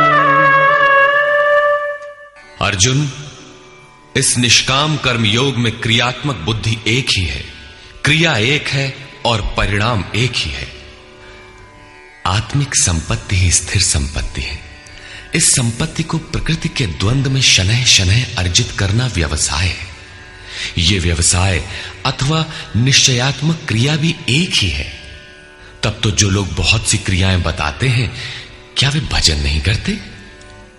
श्री कृष्ण कहते हैं, हां, वे भजन नहीं करते। उन पुरुषों की बुद्धि अनंत शाखाओं वाली होती है, इसलिए अनंत क्रियाओं का विस्तार कर लेते हैं। यामिमां पुष्पितां वाचं प्रवदन्त्य विपश्चितः वेदवादरताः पार्थ नान्यदस्तीति वादिनः कामात्मानः स्वर्गपरा जन्म फलप्रदां क्रियाविशेषबहुलां भोगैश्वर्यगतिं प्रति। पार्थ, वे कामात्मानः, कामनाओं से युक्त, वेदवादरता, वेद के वाक्यों में अनुरक्त, स्वर्गपराः, स्वर्ग को ही परम लक्ष्य मानते हैं कि इसके आगे कुछ है ही नहीं। ऐसा कहने वाले अविवेकी जन जन्म मृत्यु रूपी फल देने वाली भोग और ऐश्वर्य की प्राप्ति के लिए बहुत सी क्रियाओं का विस्तार कर लेते हैं और दिखावटी शोभा युक्त वाणी में व्यक्त भी करते हैं। अर्थात अविवेकियों की बुद्धि अनंत भेदों वाली होती है। वे फल वाले वाक्य में ही अनुरक्त रहते हैं, वेद के वाक्यों को ही प्रमाण मानते हैं, स्वर्ग को ही श्रेष्ठ मानते हैं। उनकी बुद्धि बहुत सी भेदों वाली है, इसलिए अनंत क्रियाओं की रचना कर लेते हैं। वे नाम तो परम तत्व परमात्मा का ही लेते हैं, किंतु उसकी ओट में अनंत क्रियाओं का विस्तार कर लेते हैं। तो क्या अनंत क्रियाएं कर्म नहीं है? श्री कृष्ण कहते हैं, नहीं, अनंत क्रियाएं कर्म नहीं है। तो वो एक निश्चित क्रिया है क्या? श्री कृष्ण अभी ये नहीं बताते। अभी तो केवल इतना कहते हैं कि अविवेकियों की बुद्धि अनंत शाखाओं वाली होती है, इसलिए वे अनंत क्रियाओं का विस्तार कर लेते हैं। वे केवल विस्तार ही नहीं करते, अपितु आलंकारिक शैली में उसे व्यक्त भी करते हैं। उसका प्रभाव क्या होता है? भोगैश्वर्य प्रसक्तानां तया परितचेतसां व्यवसायात्मिका बुद्धि समाधौ न विधीयते। उनकी वाणी की छाप जिन जिन के चित्त पर पड़ जाती है अर्जुन, उनकी भी बुद्धि नष्ट हो जाती है, न कि वे कुछ पाते हैं। उस वाणी द्वारा हरे हुए चित्त वालों के और भोग ऐश्वर्य में आसक्ति वाले पुरुषों के अंतःकरण में क्रियात्मक बुद्धि नहीं रह जाती। इष्ट में समाधिस्थ करने वाली निश्चयात्मक क्रिया उनमें नहीं होती। ऐसे अविवेकियों की वाणी सुनता कौन है? भोग और ऐश्वर्य में आसक्ति वाले ही सुनते हैं, अधिकारी नहीं सुनता। ऐसे पुरुषों में सम और आदि तत्व में प्रवेश दिलाने वाली निश्चयात्मक क्रिया से संयुक्त बुद्धि नहीं होती। प्रश्न उठता है कि वेद वादरता, जो वेद के वचनों में अनुरक्त हैं, क्या वे भी भूल करते हैं? इस पर श्री कृष्ण कहते हैं, त्रैगुण्य विषया वेदा निस्त्रैगुण्यो भवार्जुन निर्द्वन्द्वो नित्यसत्त्वस्थो निर्योगक्षेम आत्मवान्। अर्जुन, त्रैगुण्य विषया वेदा, वेद तीनों गुणों तक ही प्रकाश करते हैं, इसके आगे का हाल वे नहीं जानते। इसलिए निस्त्रय गुण्यो भव अर्जुन, अर्जुन तू तीनों गुणों से ऊपर उठ, अर्थात वेदों के कार्य क्षेत्र से आगे बढ़। कैसे बढ़ा जाए? इस पर श्री कृष्ण कहते हैं, निर्द्वंद्व, सुख दुख के द्वंद्वों से रहित, नित्य सत्य वस्तु में स्थित और योग क्षेम को न चाहता हुआ आत्मपरायण हो। इस प्रकार ऊपर उठ। प्रश्न उठता है कि हम ही उठें या कोई वेदों से ऊपर उठा भी है? श्री कृष्ण बताते हैं कि आगे जो भी उठता है ब्रह्म को जानता है, और जो ब्रह्म को जानता है वो विप्र है। यावानर्थ उदपाने सर्वतः संप्लुतोदके तावान् सर्वेषु वेदेषु ब्राह्मणस्य विजानतः। सब ओर से परिपूर्ण जलाशय को प्राप्त होने पर मनुष्य का छोटे जलाशय से जितना प्रयोजन रहता है, अच्छी प्रकार ब्रह्म को जानने वाले ब्राह्मण का वेदों से उतना ही प्रयोजन रहता है। तात्पर्य यह है कि जो वेदों से ऊपर उठता है वो ब्रह्म को जानता है, वही ब्राह्मण है। अर्थात तू वेदों से ऊपर उठ, ब्राह्मण बन। अर्जुन क्षत्रिय था। श्री कृष्ण कहते हैं कि ब्राह्मण बन। ब्राह्मण, क्षत्रिय इत्यादि वर्ण स्वभाव की क्षमताओं के नाम है। यह कर्म प्रधान है, न कि जन्म से निर्धारित होने वाली कोई रूढ़ी। जिसे गंगा की धारा प्राप्त है उसे क्षुद्र जलाशय से क्या प्रयोजन। कोई उसमें शौच लेता है तो कोई पशुओं को नहला देता है, इसके आगे कोई उपयोग नहीं है। इसी प्रकार ब्रह्म को साक्षात जानने वाले उस विप्र महापुरुष का, उस ब्राह्मण का वेदों से उतना ही प्रयोजन रह जाता है। प्रयोजन रहता अवश्य है, वेद रहते हैं क्योंकि पीछे वालों के लिए उनका उपयोग है। वहीं से चर्चा आरंभ होगी। इसके उपरांत योगेश्वर श्री कृष्ण कर्म करते समय की जाने वाली सावधानियों का प्रतिपादन करते हैं।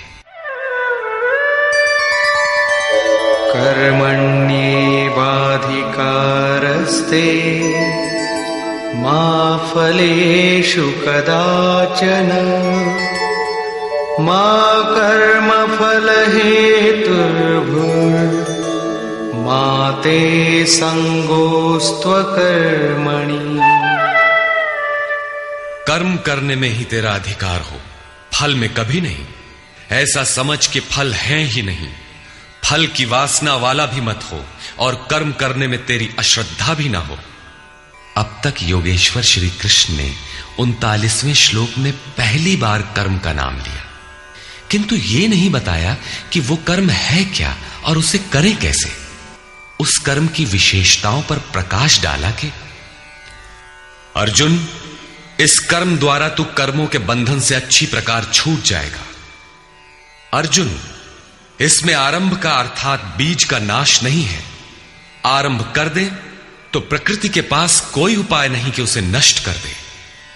अर्जुन, इसमें सीमित फल रूपी दोष भी नहीं है कि स्वर्ग रिद्धियों सिद्धियों में फंसाकर खड़ा कर दे। अर्जुन, इस कर्म का थोड़ा भी साधन जन्म मरण के भय से उद्धार कराने वाला होता है। किंतु अभी तक उन्होंने यह नहीं बताया कि वो कर्म है क्या, किया कैसे जाए। इसी अध्याय के 41वें श्लोक में उन्होंने बताया, अर्जुन, इसमें निश्चयात्मक बुद्धि एक ही है, क्रिया एक ही है। तो क्या बहुत सी क्रिया वाले भजन नहीं करते? श्री कृष्ण कहते हैं, वे कर्म नहीं करते। इसका कारण बताते हुए कहते हैं कि अविवेकियों की बुद्धि अनंत शाखा वाली होती है, इसलिए वे अनंत क्रियाओं का विस्तार कर लेते हैं। वे दिखावटी शोभा युक्त वाणी में इन क्रियाओं को व्यक्त भी करते हैं। उनकी वाणी की छाप जिनके चित्त पर पड़ जाती है, उनकी भी बुद्धि नष्ट हो जाती है। अतः निश्चयात्मक क्रिया एक ही है, लेकिन यह नहीं बताया कि वो क्रिया कौन सी है। 47वें श्लोक में उन्होंने कहा, अर्जुन, कर्म करने में ही तेरा अधिकार है, फल में कभी नहीं। फल की वासना वाला भी मत हो और कर्म करने में तेरी अश्रद्धा ना हो। अर्थात निरंतर करने के लिए उसी में लीन होकर करें। किंतु यह नहीं बताया कि वो कर्म है क्या। प्रायः इस श्लोक का उद्धरण देकर लोग कहते हैं कि कुछ भी करो, केवल फल की कामना मत करो, हो गया निष्काम कर्म योग। किंतु अभी तक श्री कृष्ण ने बताया ही नहीं कि कर्म है कौन सा जिसे करें। यहां पर केवल कर्म की विशेषताओं पर प्रकाश डाला कि कर्म देता क्या है और कर्म को करते समय बरती जाने वाली सावधानियां क्या हैं, उन पर प्रकाश डाला। प्रश्न ज्यों का त्यों बना हुआ है, जिसे योगेश्वर आगे अध्याय 3-4 में स्पष्ट करेंगे। पुनः इसी पर बल देते हैं। योगस्थः कुरु कर्माणि संगं त्यक्त्वा धनंजय सिद्ध्य सिद्ध्योः समो भूत्वा समत्वं योग उच्यते। धनंजय, आसक्ति और संग दोष को त्याग कर सिद्धि और असिद्धि में समान भाव रखकर योग में स्थित होकर कर्म कर। कौन सा कर्म? निष्काम कर्म कर। समत्वम योग उच्यते। ये समत्व भाव ही योग कहलाता है। विषमता जिसमें ना हो ऐसा भाव समत्व कहलाता है। रिद्धियां सिद्धियां विषम बनाती हैं, आसक्ति हमें विषम बनाती है, फल की इच्छा विषमता पैदा करती है। इसीलिए फल की वासना न हो, फिर भी कर्म करने में अश्रद्धा ना हो। देखी सुनी सभी वस्तुओं में आसक्ति का त्याग करके प्राप्ति और अप्राप्ति के विषय में न सोचकर केवल योग में स्थित रहते हुए कर्म कर। योग से चित्त चलायमान ना हो। योग एक पराकाष्ठा की स्थिति है और एक प्रारंभ की स्थिति भी होती है। प्रारंभ में भी हमारी दृष्टि लक्ष्य पर ही रहनी चाहिए। अतः योग पर दृष्टि रखते हुए कर्म का आचरण करना चाहिए। समत्व भाव अर्थात सिद्धि और असिद्धि में समभाव ही योग कहलाता है। जिसको सिद्धि और असिद्धि विचलित नहीं कर पाती, विषमता जिसमें पैदा नहीं होती, ऐसा भाव होने के कारण यह समत्व योग कहलाता है। यह इष्ट से समत्व दिलाता है, इसीलिए इसे समत्व योग कहते हैं। कामनाओं का सर्वथा त्याग है, इसलिए इसे निष्काम कर्म योग कहते हैं। कर्म करना है, इसलिए इसे कर्म योग कहते हैं। परमात्मा से मेल कराता है, इसलिए इसका नाम योग अर्थात मेल है। इसमें बौद्धिक स्तर पर ध्यान रखना पड़ता है कि सिद्धि और असिद्धि में समभाव रहे, आसक्ति न हो, फल की वासना न आने पाए। इसलिए यही निष्काम कर्म योग बुद्धि योग भी कहा जाता है। दूरेण ह्यवरं कर्म बुद्धियोगात् धनंजय बुद्धौ शरणमन्विच्छ कृपणाः फलहेतवः। धनंजय, अवरम कर्म, निकृष्ट कर्म, वासना वाले कर्म बुद्धि योग से अत्यंत दूर है। फल की कामना वाले कृपण हैं। वे आत्मा के साथ उदारता नहीं बरतते। अतः समत्व बुद्धि योग का आश्रय ग्रहण कर। जैसी कामना है वैसा मिल भी जाए तो उसे भोगने के लिए शरीर धारण करना पड़ेगा। आवागमन बना है तो कल्याण कैसा? साधक को तो मोक्ष की भी वासना नहीं रखनी चाहिए, क्योंकि वासनाओं से मुक्त होना ही तो मोक्ष है। फल की प्राप्ति का चिंतन करने से साधक का समय व्यर्थ नष्ट हो जाता है और फल प्राप्त होने पर वो उसी फल में उलझ जाता है। उसकी साधना समाप्त हो जाती है। आगे वो भजन क्यों करे? वहां से वो भटक जाता है। इसलिए समत्व बुद्धि से योग का आचरण करें। ज्ञान मार्ग को भी श्री कृष्ण ने बुद्धि योग कहा था कि अर्जुन, ये बुद्धि तेरे लिए ज्ञान योग के विषय में कही गई। और यहां निष्काम कर्म योग को भी बुद्धि योग कहा गया। वस्तुतः दोनों में बुद्धि का दृष्टिकोण का ही अंतर है। उसमें लाभ हानि का रिकॉर्ड रखकर उसे जांच कर चलना पड़ता है। इसमें भी बौद्धिक स्तर पर समत्व बनाए रखना पड़ता है। इसलिए इसे समत्व बुद्धि योग कहा जाता है। इसलिए धनंजय, तू समत्व बुद्धि योग का आश्रय ग्रहण कर, क्योंकि फल की वासना वाले अत्यंत कृपण हैं। बुद्धियुक्तो जहातीह उभे सुकृत दुष्कृते तस्माद्योगाय युज्यस्व योगः कर्मसु कौशलम्। समत्व बुद्धि युक्त पुरुष पुण्य पाप दोनों को ही इसी लोक में त्याग देता है, उनसे लिपायमान नहीं होता। इसलिए समत्व बुद्धि योग के लिए चेष्टा कर। योगः कर्मसु कौशलम।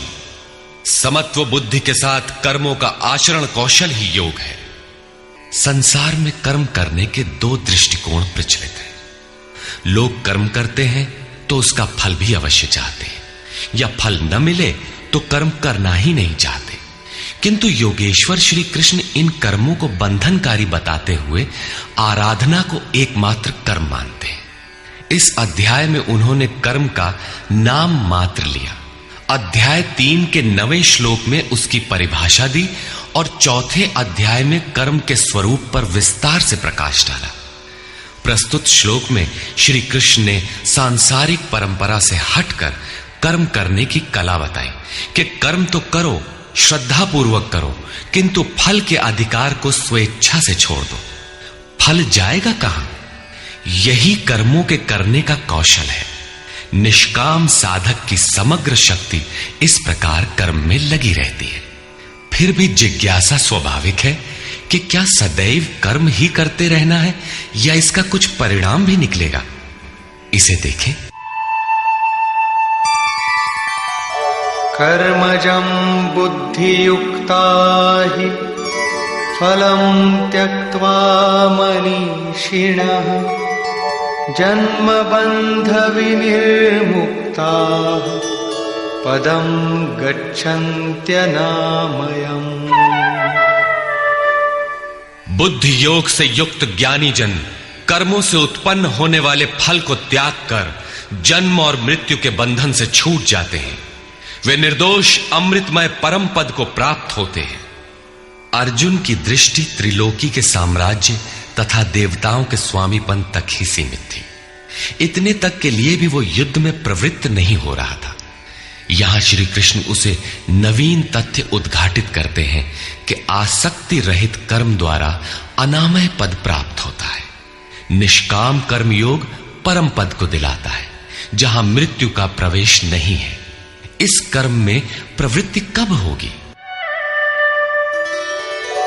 यदा ते मोह कलिलं बुद्धिर्व्यतितरिष्यति तदा गन्तासि निर्वेदं श्रोतव्यस्य श्रुतस्य च।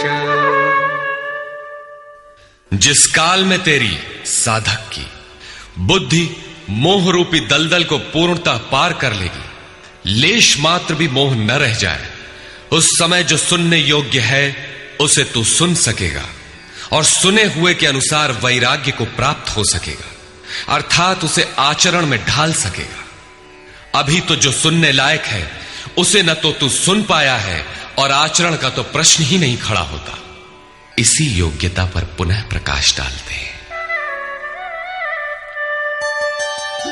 श्रुति विप्रतिपन्ना ते यदा स्थास्यति निश्चला समाधावचला बुद्धि तदा योगमवाप्स्यसि। अनेक प्रकार के वेद वाक्यों को सुनकर विचलित हुई तेरी बुद्धि जब परमात्म स्वरूप में समाधिस्थ होकर अचल स्थिर ठहर जाएगी, तब तू समत्व योग को प्राप्त होगा, पूर्ण समस्थिति को प्राप्त करेगा, जिसे अनामय परम पद कहते हैं। यही योग की पराकाष्ठा है और यही अप्राप्त की प्राप्ति है। वेदों से तो शिक्षा ही मिलती है, किंतु श्री कृष्ण कहते हैं श्रुति विप्रतिपन्ना। श्रुतियों के अनेक सिद्धांतों को सुनने से बुद्धि विचलित हो जाती है। सिद्धांत तो अनेकों सुने, लेकिन जो सुनने योग्य है लोग उससे दूर ही रहते हैं। ये विचलित बुद्धि जिस समय समाधि में स्थिर हो जाएगी, तब तू योग की पराकाष्ठा अमृत पद को प्राप्त करेगा। इस पर अर्जुन की उत्कंठा स्वाभाविक थी कि वे महापुरुष कैसे होते हैं जो अनामय परम पद में स्थित है, समाधि में जिनकी बुद्धि स्थिर है। उसने प्रश्न किया। अर्जुन उवाच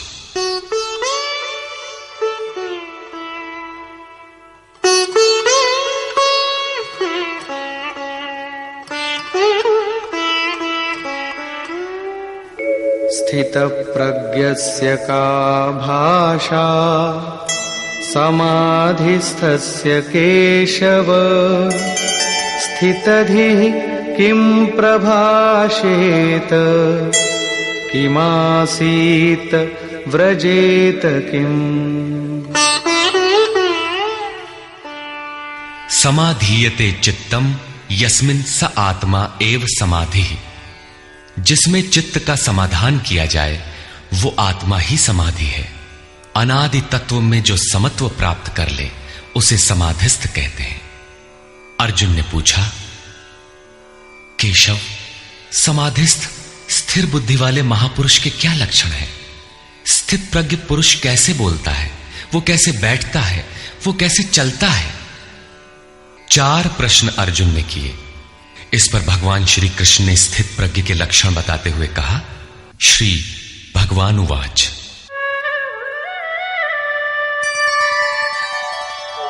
प्रजहाति यदा कामान् सर्वान् पार्थमनोगतान् आत्मन्येवात्मना तुष्टः स्थितप्रज्ञस्तदुच्यते। पार्थ, जब मनुष्य मन में स्थित संपूर्ण कामनाओं को त्याग देता है तब वो आत्मा से ही आत्मा में संतुष्ट हुआ स्थिर बुद्धि वाला कहा जाता है। कामनाओं के त्याग पर ही आत्मा का दिग्दर्शन होता है। ऐसा आत्माराम आत्मतृप्त महापुरुष ही स्थित प्रज्ञ है। दुःखेष्वनुद्विग्नमनाः सुखेषु विगतस्पृहः वीतरागभयक्रोधः स्थितधीर्मुनिरुच्यते। दैहिक, दैविक तथा भौतिक दुखों में जिसका मन उद्विग्न नहीं होता, सुखों की प्राप्ति में जिसकी स्पृहा दूर हो गई है तथा जिसके राग, भय और क्रोध नष्ट हो गए हैं, मननशीलता की चरम सीमा पर पहुंचा हुआ मुनि स्थित प्रज्ञ कहा जाता है। उसके अन्य लक्षण बताते हैं, यः सर्वत्रानभिस्नेहः तत्तत्प्राप्य शुभाशुभम् नाभिनन्दति न द्वेष्टि तस्य प्रज्ञा प्रतिष्ठिता।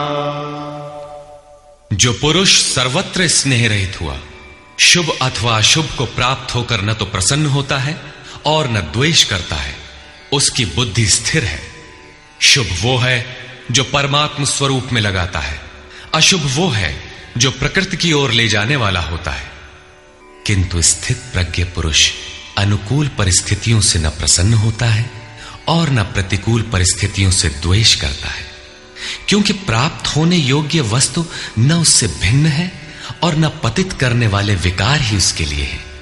अर्थात अब साधन से उसका अपना कोई प्रयोजन नहीं रहा। ऐसा व्यक्ति स्थित प्रज्ञ कहा जाता है। यदा संहरते चायं कूर्मोऽङ्गानीव सर्वशः इन्द्रियाणीन्द्रियार्थेभ्यः तस्य प्रज्ञा प्रतिष्ठिता। जिस प्रकार कछुआ अपने अंगों को समेट लेता है, ठीक वैसे ही ये पुरुष जब सब ओर से अपने अंगों को समेट लेता है तब उसकी बुद्धि स्थिर होती है। खतरे को देखते ही कछुआ जिस प्रकार अपने सिर और पैर समेट लेता है, ठीक इसी प्रकार जो पुरुष विषयों में विचरती हुई इंद्रियों को सब ओर से समेटकर हृदय देश में निरोध कर लेता है, उस काल में उस पुरुष की बुद्धि स्थिर होती है। किंतु ये तो एक दृष्टांत मात्र है। खतरे का एहसास मिटते ही कछुआ तो अपने अंगों को पुनः फैला देता है। क्या इसी प्रकार स्थित प्रज्ञ महापुरुष भी विषयों में रस लेने लगता है? इस पर कहते हैं, विषया विनिवर्तन्ते निराहारस्य देहिनः रसवर्जं रसोऽप्यस्य परं दृष्ट्वा निवर्तते। इंद्रियों द्वारा विषयों को न ग्रहण करने वाले पुरुषों के विषय तो निवृत्त हो जाते हैं, क्योंकि वे ग्रहण ही नहीं करते, किंतु उनका राग नहीं निवृत्त होता, आसक्ति लगी रहती है। संपूर्ण इंद्रियों को विषयों से समेटने वाले निष्काम कर्मी का राग भी परम दृष्टवा, परम तत्व परमात्मा का साक्षात्कार करके निवृत्त हो जाता है। महापुरुष कछुए की तरह अपनी इंद्रियों को विषयों में नहीं फैलाता। एक बार जब इंद्रियां सिमट गईं तो संस्कार ही मिट जाते हैं, पुनः वे नहीं निकलते। निष्काम कर्मयोग के आचरण द्वारा परमात्मा के प्रत्यक्ष दर्शन के साथ उस पुरुष का विषयों से राग भी निवृत्त हो जाता है। प्रायः चिंतन पथ में हठ करते हैं। हठ से इंद्रियों को रोककर वे विषय से तो निवृत्त हो जाते हैं, किंतु मन में उनका चिंतन राग लगा रहता है। ये आसक्ति परम दृष्टवा परमात्मा का साक्षात्कार करने के बाद ही निवृत्त होती है, इसके पूर्व नहीं। पूज्य महाराज जी इस संबंध में अपनी एक घटना बताया करते थे। गृह त्याग से पूर्व उन्हें 3 बार आकाशवाणियां हुई थी। हमने पूछा, महाराज जी आपको आकाशवाणी क्यों हुई, हम लोगों को तो नहीं हुई? तब इस पर महाराज जी कहे, हो ई शंका मोहू के बही रही, अर्थात ये संदेह मुझे भी हुआ था। तब अनुभव में आया कि मैं 7 जन्म से लगातार साधु हूं। 4 जन्म तो केवल साधुओं सा वेश बनाए, तिलक लगाए, कहीं विभूति पोते, कहीं कमंडलू लिए विचरण कर रहा हूं। योग क्रिया की जानकारी नहीं थी, लेकिन पिछले 3 जन्म से बढ़िया साधु हूं, जैसा होना चाहिए। मुझ में योग क्रिया जागृत थी। पिछले जन्म में पार लग चला था, निवृत्ति हो चली थी, किंतु 2 इच्छाएं रह गई थी, एक तो स्त्री और दूसरी गांजा। अंतर मन में इच्छाएं थीं, किंतु बाहर से हमने शरीर को दृढ़ रखा। मन में वासना लगी थी, इसलिए जन्म लेना पड़ा। जन्म लेते ही भगवान ने थोड़े ही समय में सब दिखा सुनाकर निवृत्ति दिला दी। 2-3 चटकना दिया और साधु बना दिया। ठीक यही बात श्री कृष्ण कहते हैं कि इंद्रियों द्वारा विषयों को न ग्रहण करने वाले पुरुष के भी विषय तो निवृत्त हो जाते हैं, किंतु साधना द्वारा परम पुरुष परमात्मा का साक्षात्कार कर लेने पर वो विषयों के राग से भी निवृत्त हो जाता है। अतः जब तक साक्षात्कार न हो कर्म करना है। इंद्रियों को विषयों से समेटना कठिन है। इस पर प्रकाश डालते हैं, यततो ह्यपि कौन्तेय पुरुषस्य विपश्चितः इंद्रियाणि प्रमाथीनि हरन्ति प्रसभं मनः। कौन्ते, प्रयत्न करने वाले मेधावी पुरुष की प्रमथनशील इंद्रियां उसके मन को बलात् हर लेती हैं, विचलित कर देती हैं। इसलिए तानि सर्वाणि संयम्य युक्त आसीत मत्परः वशे हि यस्येन्द्रियाणि तस्य प्रज्ञा प्रतिष्ठिता। उन संपूर्ण इंद्रियों को संयत करके योग से युक्त और समर्पण के साथ मेरे आश्रित हो, क्योंकि जिस पुरुष की इंद्रियां वश में होती हैं उसी की बुद्धि स्थिर होती है। यहां योगेश्वर श्री कृष्ण साधन के निषेधात्मक अवयवों के साथ उसके विधेयात्मक पहलू पर जोर देते हैं। केवल संयम और निषेध से इंद्रियां वश में नहीं होती। समर्पण के साथ इष्ट चिंतन अनिवार्य है। इष्ट चिंतन के अभाव में विषय चिंतन होगा, जिसके कुपरिणाम श्री कृष्ण के ही शब्दों में देखें।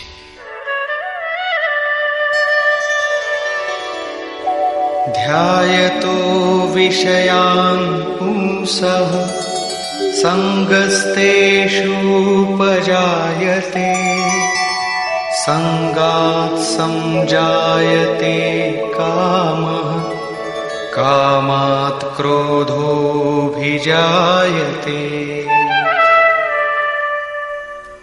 विषयों का चिंतन करने वाले पुरुष की उन विषयों में आसक्ति हो जाती है। आसक्ति से कामना उत्पन्न होती है। कामना पूर्ति में व्यवधान आने से क्रोध उत्पन्न होता है। क्रोध किसे जन्म देता है? क्रोधाद् भवति सम्मोहः, सम्मोहात् स्मृति विभ्रमः, स्मृतिभ्रंशात् बुद्धिनाशो, बुद्धिनाशात् प्रणश्यति। क्रोध से विशेष मूढ़ता अर्थात अविवेक उत्पन्न होता है। नित्य अनित्य वस्तु का विचार नहीं रह जाता। अविवेक से स्मरण शक्ति भ्रमित हो जाती है, जैसा अर्जुन को हुआ था। भ्रमतीव च मे मनः। गीता के समापन पर उसने कहा, नष्टो मोह स्मृतिर्लब्धा।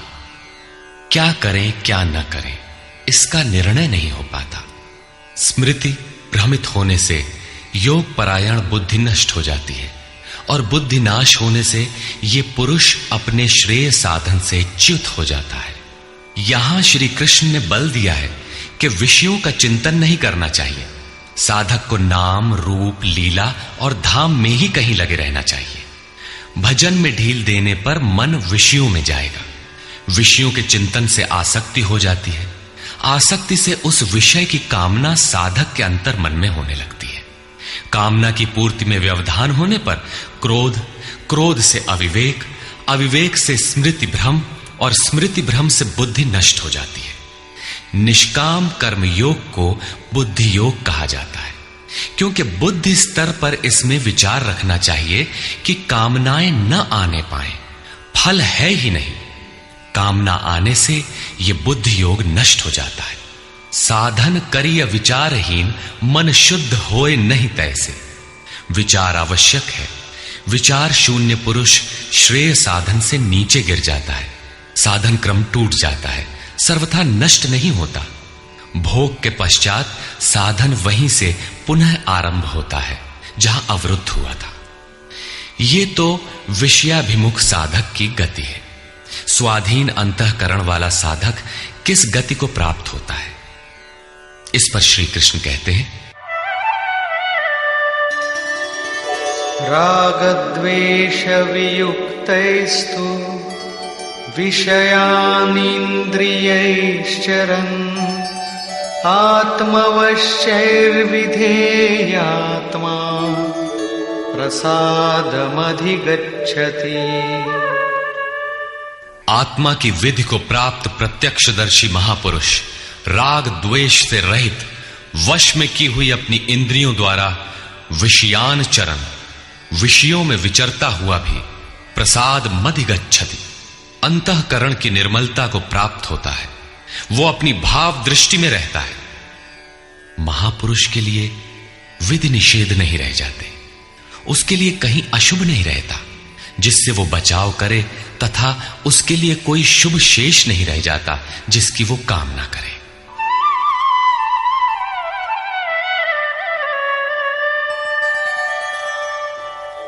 प्रसादे सर्वदुःखानां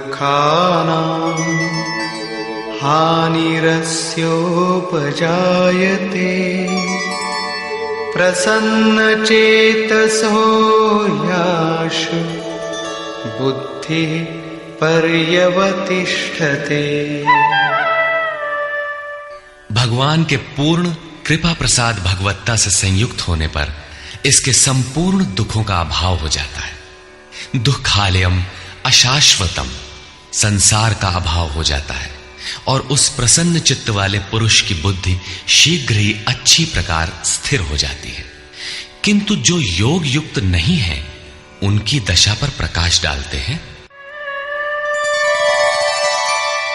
नास्ति बुद्धिरयुक्तस्य न चायुक्तस्य भावना, न चाभावयतः शान्तिः, अशान्तस्य कुतः सुखम्।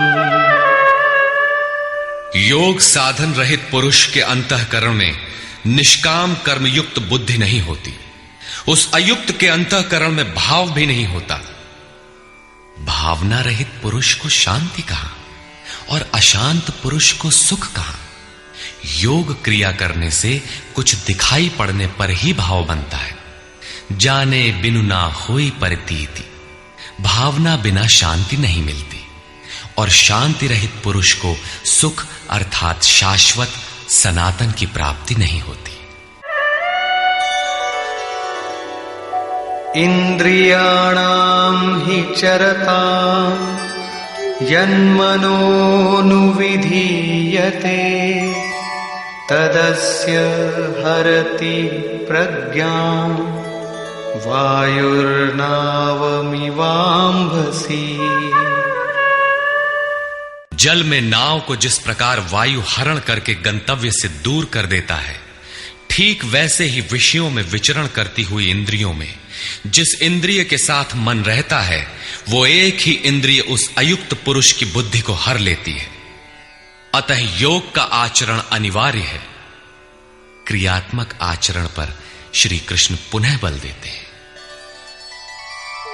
तस्माद्यस्य महाबाहो निगृहीतानि सर्वशः इंद्रियाणीन्द्रियार्थेभ्यः तस्य प्रज्ञा प्रतिष्ठिता। इससे हे महाबाहो, जिस पुरुष की इंद्रियां इंद्रियों के विषयों से सर्वथा वश में की हुई होती हैं, उसकी बुद्धि स्थिर होती है। बाहु कार्य क्षेत्र का प्रतीक है। भगवान महाबाहु एवं आजानुबाहु कहे जाते हैं। वे बिना हाथ पैर के सर्वत्र कार्य करते हैं। उनमें जो प्रवेश पाता है या जो उसी भगवत्ता की ओर अग्रसर है, वो भी महाबाहु है। श्री कृष्ण और अर्जुन दोनों को महाबाहु कहा गया है। या निशा सर्वभूतानां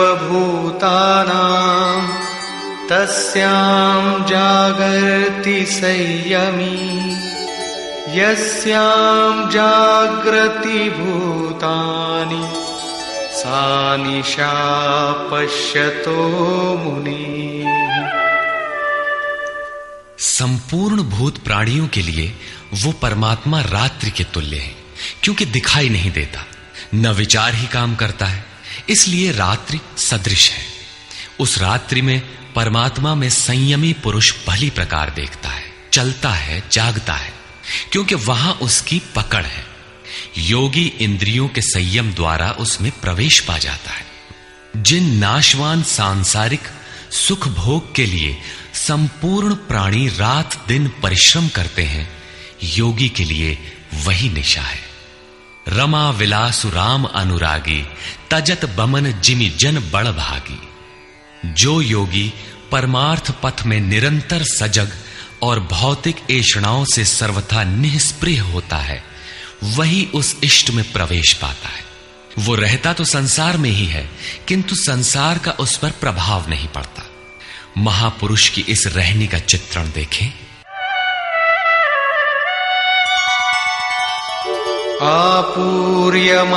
आपूर्यमाणमचल प्रतिष्ठं समुद्रमाप प्रविशन्ति यद्वत् तद्वत् कामायं प्रविशन्ति सर्वे स शान्तिमाप्नोति न कामकामी।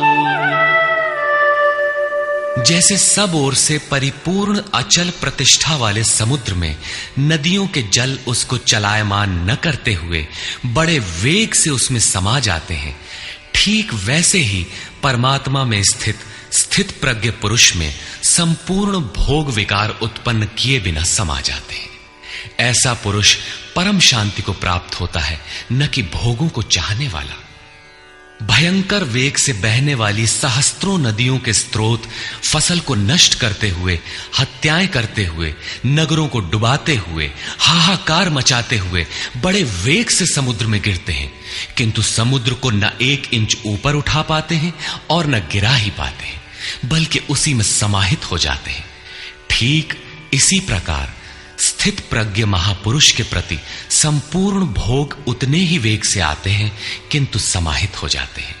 उन महापुरुषों में न शुभ संस्कार डाल पाते हैं न अशुभ।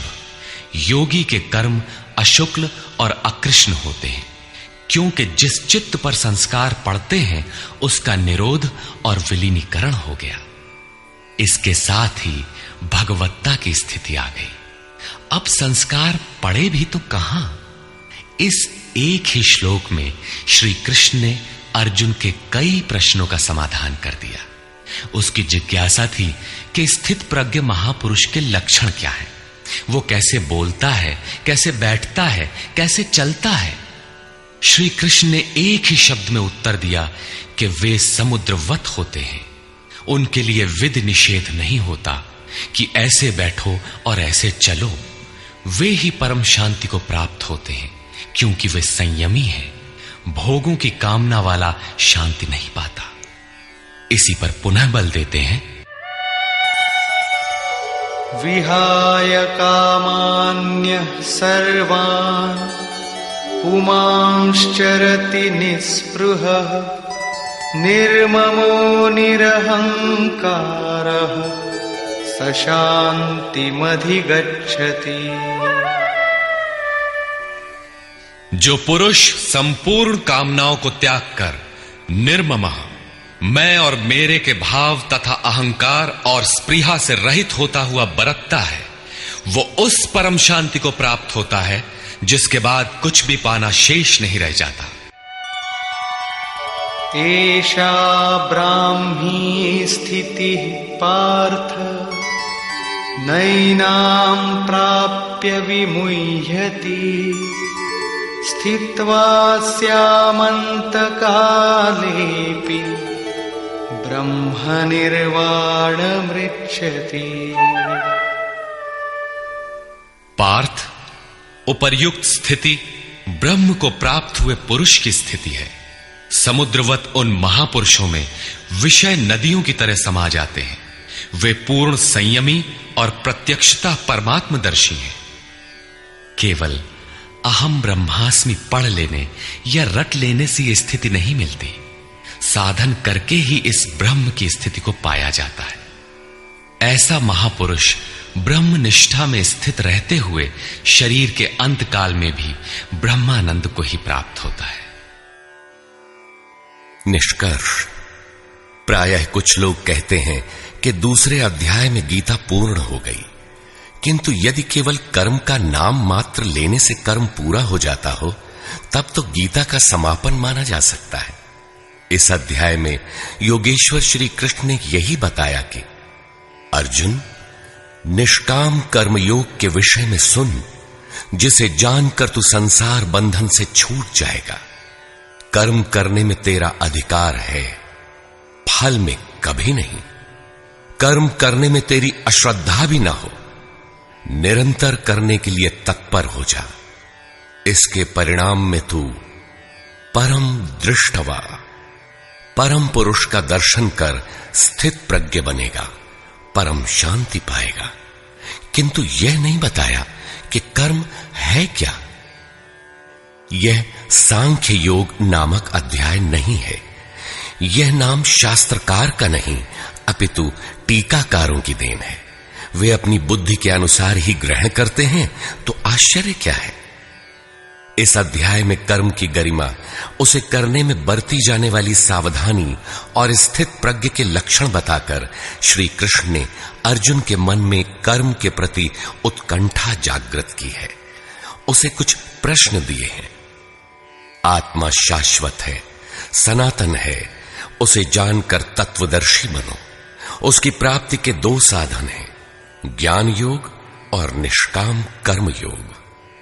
अपनी शक्ति को समझकर हानि लाभ का स्वयं निर्णय लेकर कर्म में प्रवृत्त होना ज्ञान मार्ग है, तथा इष्ट पर निर्भर होकर समर्पण के साथ उसी कर्म में प्रवृत्त होना निष्काम कर्म मार्ग या भक्ति मार्ग है।